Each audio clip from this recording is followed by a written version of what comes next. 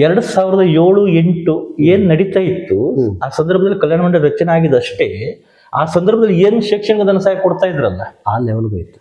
ಅದನ್ನ 16-17 ವರ್ಷದ 18 ವರ್ಷ ಆಯ್ತು ಈಗ ಅದನ್ನ ಕೊಡ್ತಾ ಇದೆ. ವಿಚಾರ ಮಾಡುವಂತ ವ್ಯವಸ್ಥೆ ಹಿಮ್ಮುಖ ಚಲನೆ. ಹೌದು, ಒಂದು 18 ಸಾವಿರ ಕೋಟಿಗಿಂತ ಜಾಸ್ತಿ ಇರಬೇಕು. ಅಸ್ತಮ ಇದ್ದವ್ರಿಗೆ ದಮ್ಮಿದ್ದವ್ರಿಗೆ ಕೂಡ ಆರಾಮಿದೆ ಅಂತ ರಿಪೋರ್ಟ್ ಕೂಡ ಬಂದಿದೆ. ಒಂದಾಯ್ತಾ, ಅವನ ಹತ್ರ ಒಂದು ಇಟ್ಟಿಗೆ ಹಿಡಿಯು ಅಂತೇಳಿ ಹಿಡಿದು ಒಂದು ಫೋಟೋ ಹೊಡೆದು ಎಲ್ಲ ಜನರಿಗೆ ಒಂದು ಇಟ್ಟಿಗೆ ಹಿಡಿಸ್ಕೊಡೋದು, ಒಂದು ಪ್ರಮಾಣ ಪತ್ರ ಕೊಡೋದು, ಕಿಟ್ ಕೊಡೋದು, ಕಳಿಸ್ಕೊಡೋದು. ಅದಕ್ಕೆ ಟ್ರೈನಿಂಗ್ ಕಮ್ ಟೂಲ್ ಕಿಟ್ ಅಂತ ಹೇಳ್ತಾರ. ಈ ಪ್ರಶ್ನೆ 3 ವರ್ಷ ನಂಬಿಕೆ ಬೇಡವಾ ಅಂತೇಳಿ ನಾವು ನಿಮ್ಮನ್ನು 5 ವರ್ಷದ ನಂಬಬಹುದು. ಕೇವಲ 3 ವರ್ಷ ನಂಬಲ್ಲ.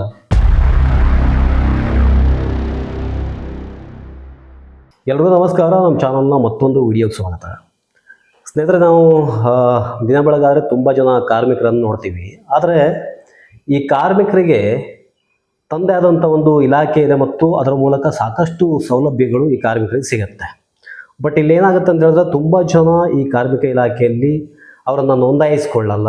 ಆ ಸಲುವಾಗಿ ಅವರು ಈ ಸೌಲಭ್ಯದಿಂದ ವಂಚಿತರಾಗ್ತಾ ಇದ್ದಾರೆ ಮತ್ತು ಇದರ ಸುತ್ತಮುತ್ತ ಸಾಕಷ್ಟು ವಿಚಾರಗಳು ಕೂಡ ಇದೆ.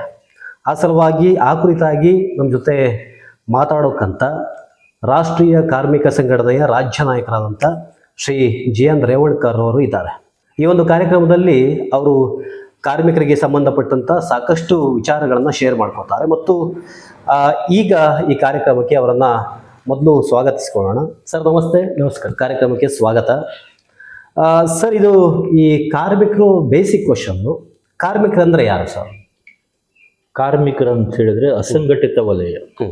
ಸಂಘಟಿತ ವಲಯ ಅಂತ ಹೇಳಿದ್ರೆ ಫ್ಯಾಕ್ಟ್ರಿ, ಕಂಪನಿ ಈ ತರ ಒಂದು ಸೋರ್ಸ್ ಅಲ್ಲಿರುವವರಿಗೆ ಸಂಘಟಿತ ವಲಯ ಅಂತಾರೆ. ಅಸಂಘಟಿತ ವಲಯರು ಅಂತ ಹೇಳಿದ್ರೆ ಇವತ್ತು ದುಡಿದು ಇವತ್ತು ಬದುಕುವವನಿಗೆ ಅವನಿಗೆ ಅಸಂಘಟಿತ ವಲಯ. ಅದರಲ್ಲಿ ಪ್ರಮುಖವಾಗಿ ಈ ರಾಷ್ಟ್ರದಲ್ಲಿ ಅತಿ ಹೆಚ್ಚಾಗಿ ಇರುವಂತವರು ಕಟ್ಟಡ ಕಾರ್ಮಿಕರು, ಕೂಲಿ ಕಾರ್ಮಿಕರು ಅಂತಾರೆ.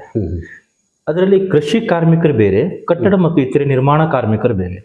ಕಟ್ಟಡ ಮತ್ತು ಇತರೆ ನಿರ್ಮಾಣ ಕಾರ್ಮಿಕರಂದ್ರೆ ಏನು ಗ್ರೌಂಡ್ ಲೆವೆಲ್ನಲ್ಲಿ ಏನು ಪಾಯ ತೆಗೆಯೋದು, ಮಣ್ಣು ತೆಗೆಯೋದು, ಹೆಲ್ಪರ್ ಕೆಲಸ ಮಾಡೋದ್ರಿಂದ ಹಿಡಿದು ಟಾಪ್ ವರೆಗೂ ಏನೇನು ಕೆಲಸಗಳಿರ್ತಲ್ಲ, ಕಟ್ಟಡ ಒಂದು ಬಿಲ್ಡಿಂಗ್ ತಯಾರಾಗಬೇಕು, ರಸ್ತೆ ತಯಾರಾಗಬೇಕು, ಯಾವುದೋ ಒಂದು ಆ ಪ್ರಾಜೆಕ್ಟ್ ನಿರ್ಮಾಣ ಆಗಬೇಕಾದ್ರೆ ಏನು ಶ್ರಮ ಜೀವಿಗಳು ಕೆಲಸ ಮಾಡ್ತಾರೆ ಅವು ಎಲ್ಲದೂ ಕಟ್ಟಡ ಮತ್ತು ಇತರೆ ನಿರ್ಮಾಣಕ್ಕೆ ಬರ್ತದೆ. ಒಟ್ಟಾರೆ ನಿರ್ಮಾಣ ಕಾಮಗಾರಿ ಅಂತ. ನಿರ್ಮಾಣ ಕಾಮಗಾರಿ ಜೊತೆಗೆ ಬ್ರಿಡ್ಜ್ ತಯಾರಿಗೂ, ಹೈವೇ ರೋಡಿಗೆ ಅವು ಎಲ್ಲ ಕನ್ಸ್ಟ್ರಕ್ಷನ್ ಇದಕ್ಕೆ ಬರ್ತದೆ, ವರ್ಕಿಗೆ ಬರ್ತದೆ, ಪ್ಲಾಟ್ಫಾರ್ಮ್ ಅಲ್ಲಿ ಬರ್ತದೆ. ಆ ಪ್ಲಾಟ್ಫಾರ್ಮ್ ಅಲ್ಲಿ ಬರೋರೆಲ್ಲರೂ ಕೂಡ ಕಟ್ಟಡ ಕಾರ್ಮಿಕರು. ಸರ್, ಈಗ ಈ ಕಾರ್ಮಿಕರಂತ ಬಂದಾಗ ಇವರಿಗೆ ಸರ್ಕಾರದ ಮಟ್ಟದಲ್ಲಿ ಯಾವುದೆಲ್ಲ ಸೌಲಭ್ಯಗಳು ಸಿಗುತ್ತೆ? ಕಾರ್ಮಿಕರಿಗೆ, ಕಟ್ಟಡ ಕಾರ್ಮಿಕರಿಗೆ ಸರ್ಕಾರದ ಮಟ್ಟದಲ್ಲಿ ಸುಮಾರು 19 ರೀತಿಯ ಸೌಲಭ್ಯಗಳಿದೆ ಆಲ್ರೆಡಿ. ಅದರಲ್ಲಿ ಚಾಲ್ತಿ ಇರುವಂಥದ್ದು ಒಂದು ಪ್ರಮುಖವಾಗಿ 7 ಸೌಲಭ್ಯಗಳು ಚಾಲ್ತಿ ಇದೆ, ಸಿಗ್ತಾ ಇದೆ. ಪ್ರಥಮವಾಗಿ ಈ ಮಕ್ಕಳು ಹುಟ್ಟಿದ ಕೂಡಲೇ ಅವರಿಗೆ ಒಂದು 1ನೇ ಕ್ಲಾಸಿಗೆ ಅವರು ಸ್ಟಾರ್ಟ್ ಆದ ಕೂಡಲೇ ಅವರಿಗೆ ಸ್ಕಾಲರ್ಶಿಪ್ ಬರ್ತದೆ. ಆಮೇಲೆ ಅದು ಆಲ್ರೆಡಿ ಮಾಸ್ಟರ್ ಡಿಗ್ರಿ, PhD ವರೆಗೂ ಅವರಿಗೆ ಸ್ಕಾಲರ್ಶಿಪ್ ಇರ್ತದೆ. ಹಂತವಾಗಿ ಏನಿಕೆ ಆಗ್ತಾ ಹೋಗ್ತದೆ. ಇದರಲ್ಲಿ ಈ ನಾವೀಗ ಡೈರೆಕ್ಟಾಗಿ ಸ್ಕಾಲರ್ಶಿಪ್ ಹತ್ರ ಬಂದ್ಬಿಟ್ಟಿದ್ದೀವಿ. ಮೂಲ ಸಾರಾಂಶಗಳು ಹೇಳ್ತೀವಿ. 2006ರಲ್ಲಿ ಕಲ್ಯಾಣ ಮಂಡಳಿ ಆಗಿರೋದು. ಕರ್ನಾಟಕ ರಾಜ್ಯ ಕಟ್ಟಡ ಮತ್ತು ಇತರೆ ನಿರ್ಮಾಣ ಕಾರ್ಮಿಕರ ಕಲ್ಯಾಣ ಮಂಡಳಿ ಬೆಂಗಳೂರು. ಈ ಕಲ್ಯಾಣ ಮಂಡಳಿ ಆಗಿರೋದು 2006ರಲ್ಲಿ ಆಗಿರೋದು. 2006-7 ವ್ಯಾಪ್ತಿಯಲ್ಲಿ, ಆ ಒಂದು ವರ್ಷದ ವ್ಯಾಪ್ತಿಯಲ್ಲಿ ಕಾರ್ಮಿಕರ ನೋಂದಣಿಯನ್ನು ಪ್ರಾರಂಭಿಸಿದೆ ರಾಜ್ಯಾದ್ಯಂತ. ಆ ಸಂದರ್ಭದಲ್ಲಿ ಕಾರ್ಮಿಕ ನಿರೀಕ್ಷಕರು ಖುದ್ದಾಗಿ ಹೋಗಿ ಆ ಕಾರ್ಮಿಕರನ್ನ ಹುಡುಕೋದು, ನೋಡುದು, ಅವುಗಳ ಸುತ್ತೋಲೆ ಪ್ರಕಾರ ಕೆಲಸ ಮಾಡಿದ್ರು. ಸಂಘಟನೆಗಳಿತ್ತು. ಪ್ರಪ್ರಥಮವಾಗಿ ರಾಜ್ಯದಲ್ಲಿ, ಕರ್ನಾಟಕ ರಾಜ್ಯದಲ್ಲಿ ಪ್ರಪ್ರಥಮವಾಗಿ ಕಟ್ಟಡ ಕಾರ್ಮಿಕರ ಸಂಘಟನೆಯಲ್ಲಿ ಹೋರಾಟ ಮಾಡಿರುವ ಸಂಘಟನೆ ಅಂತ ಹೇಳಿದ್ರೆ AITC ಅವರು, all India trade union Congress ಅಂದ್ರೆ AITC. ಅದು 100 ವರ್ಷಕ್ಕಿಂತ ಅಧಿಕ ಹಿಂದಿನ ಇತಿಹಾಸ ಹೊಂದಿರುವಂತ AITC. ಅದರ ಅಡಿನಲ್ಲಿ ಕರ್ನಾಟಕ ರಾಜ್ಯ ಕಟ್ಟಡ ಕಟ್ಟುವ ಮತ್ತು ಕಲ್ಲು ಒಡೆಯುವ ಕ್ವಾರಿ ಕಾರ್ಮಿಕರ ಸಂಘ ಅಂತೇಳಿ ರಚಿಸಿರುವುದು H.K. ರಾಮಚಂದ್ರಪ್ಪನವರು. Comrade H.K. ರಾಮಚಂದ್ರಪ್ಪನವರು ದಾವಣಗೆರೆಯವರು. ಓಕೆ. ಅವರು ಅವ್ರ ಜೊತೆಗೆ ಅವ್ರದ್ದೊಂದು ಟೀಮ್ ಇದೆ. ಅವ್ರ ಜೊತೆಗೆ H.G. ಉಮೇಶ್ ಅವರಗೆರೆ, ಕಾಮ್ರೇಡ್ ಗಿರೀಶ್ ಅವರು, ಶಿವಣ್ಣ ಅವರು, ಅತ್ಯಂತ ಪಾದರಸದಂಥ ವ್ಯಕ್ತಿ ಶಿವಣ್ಣ ಅವರು, ಅಷ್ಟೊಂದು ಬ್ರಿಲಿಯಂಟ್ ಅವರು ಇವರೆಲ್ಲ ಟೀಮ್ನಲ್ಲಿ ಇದ್ದವರು. ದಾವಣಗೆರೆಯವರು ತುಂಬ ಜನ ಇದ್ದಾರೆ. ಅವರು ಹೋರಾಟ ಮಾಡಿರುವ ಒಂದು ಸಂಘಟನೆ. ಆ ಸಂಘಟನೆಯಿಂದ ಕಲ್ಯಾಣ ಮಂಡಳಿ ರಚನೆ ಆಗಲಿಕ್ಕೆ ಪ್ರಪ್ರಥಮವಾಗಿ ರಾಜ್ಯದಲ್ಲಿ ಪ್ರಥಮ ಹೋರಾಟಗಾರರಾಗಿ ಈ AITC ಸಂಘಟನೆಯವರು ಮಾಡಿದರು. ಅದಕ್ಕೆ H.K. ರಾಮಚಂದ್ರಪ್ಪನವರು ಮತ್ತು ಅವ್ರ ಟೀಮು ಅತ್ಯಂತ ವಿಶೇಷವಾದ ಪರಿಶ್ರಮವಿದೆ ಮತ್ತು ವಿಚಾರ ಇದೆ, ಚಿಂತನೆ ಇದೆ, ದೂರದೃಷ್ಟಿ ಇದೆ ಅವ್ರದ್ದು. ಆ ದೂರದೃಷ್ಟಿಯಿಂದ ಅವರು ಈ ಒಂದು ಸಂಘಟನೆ ಮಾಡಿದರು. ಅಲ್ಲಿ ಕರ್ನಾಟಕ ರಾಜ್ಯ ಕಟ್ಟಡ ಕಟ್ಟುವ ಕಲ್ಲು ಒಡೆ ಕ್ವಾರಿ ಕಾರ್ಮಿಕ ಸಂಘ ಇದೆಯಲ್ಲ ಅದನ್ನು ಮಾಡಿಕೊಂಡ್ರು. ಆ ಸಮಯದಲ್ಲಿ ಪ್ರಾರಂಭದಲ್ಲಿ ನೋಡಿ ಅವರು ಮಾಡಿದ ನಂತರ ಮತ್ತು ಇತರೆ ಸಂಘಟನೆಗಳು ಕೂಡ CITU ಇದೆ, INTUC ಇದೆ, ಹೀಗೆ ಬೇರೆ ಬೇರೆ ರಾಷ್ಟ್ರೀಯ ಸಂಘಟನೆಗಳು ಕೂಡ ಇದರಲ್ಲಿ ಭಾಗವಹಿಸಿದ್ರು. ಅದರಲ್ಲೂ ಕೂಡ ಎಲ್ಲ ಸಂಘಟನೆಗಳು ಕೂಡ ಒಳ್ಳೆ ಪ್ರಯತ್ನ ಮಾಡಿದ್ದಾರೆ. ಪ್ರಾರಂಭದಲ್ಲಿ 2006ಕ್ಕೆ ಏನು ಕಲ್ಯಾಣ ಮಂಡಳಿ ರಚನೆ ಆಯ್ತಲ್ಲ, ಆ ಸಮಯದಲ್ಲಿ ಕಟ್ಟಡ ಕಾರ್ಮಿಕರಿಗೆ 5ನೇ ಕ್ಲಾಸ್ ನಂತರ 1,000 ರೂಪಾಯಿ ಶೈಕ್ಷಣಿಕ ಧನ ಸಹಾಯ ಇತ್ತು. ಯಾವಾಗ 2007-8ಕ್ಕೆ ಕಟ್ಟಡ 7ನೇ ಇಸ್ವಿಲ್ ಕಟ್ಟಡ ಕಾರ್ಮಿಕರು ಮಕ್ಕಳಿಗೆ 1,000 ರೂಪಾಯಿ ಶೈಕ್ಷಣಿಕ ಧನ ಸಹಾಯ ಇತ್ತು. 5ನೇ ಕ್ಲಾಸ್ ಓದ್ತಾ ಇರುವ ಮಕ್ಕಳಿಗೆ. ಆನಂತರ 3,000 ರೂಪಾಯಿ ಇತ್ತು. ಆನಂತರ 5,000 ರೂಪಾಯಿ ಇತ್ತು. ಫಸ್ಟ್ ಟೈಮ್ನಲ್ಲಿ ಕಟ್ಟಡ ಕಾರ್ಮಿಕರಿಗೆ ಮದುವೆ ಧನ ಸಹಾಯ ಅಂತ ಹೇಳಿ ಕೇವಲ 5,000 ರೂಪಾಯಿ ಇತ್ತು ಸ್ಟಾರ್ಟಿಂಗ್ ಎಲ್ಲ. 5,000. ಹೌದು.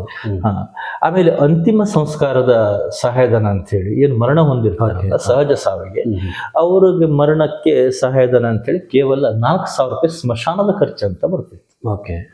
ಕೇವಲ 4,000 ರೂಪಾಯಿ ಪ್ರಾರಂಭದಲ್ಲಿ. ಈ ಮಂಡಳಿ ರಚನೆ ಆಗ್ಲಿಕ್ಕೆ ಕೇವಲ 1 ಕೋಟಿ ರೂಪಾಯಿನಲ್ಲಿ ಕಲ್ಯಾಣ ಮಂಡಳಿಯನ್ನ ರಚನೆ ಮಾಡಿದ್ರು. ಮೂಲ ನಿಧಿ 1 ಕೋಟಿ ರೂಪಾಯಿ. ಮೂಲ ನಿಧಿ ಇರೋದು ಬರೀ 1 ಕೋಟಿ ಮಾತ್ರ. ಇವಾಗ ಎಷ್ಟು? ಇವಾಗ ಮುಂದೆ ಹೇಳ್ತೀನಿ ನನಗೆ ಇವಾಗ ಎಷ್ಟಿದೆ ಅಂತ. ಆ ಸಂದರ್ಭದಲ್ಲಿ 1 ಕೋಟಿ ರೂಪಾಯಿ ಮೂಲ ಕಲ್ಯಾಣ ಮಂಡಳಿ ಇಟ್ಕೊಂಡ್ಬಿಟ್ಟು ರಚನೆ ಮಾಡಿ ಆ ಸಂದರ್ಭದಲ್ಲಿ ಸೆಸ್ ಕಲೆಕ್ಟ್ ಮಾಡಿಕೊಂಡು ಆ ಸೆಸ್ಸಿಂದ ಇವರು 1,000 ರೂಪಾಯಿ ಶೈಕ್ಷಣಿಕ ಧನ ಸಹಾಯ, 4,000 ರೂಪಾಯಿ ಮರಣದ ಪರಿಹಾರ, ಸ್ಮಶಾನ ಪರಿಹಾರ ಅಥವಾ ಮರಣ ಪರಿಹಾರ ಅಂತ ಹೇಳ್ತೇವೆ, 5,000 ರೂಪಾಯಿ ಮದುವೆಗೆ. ಆಯ್ತಾ?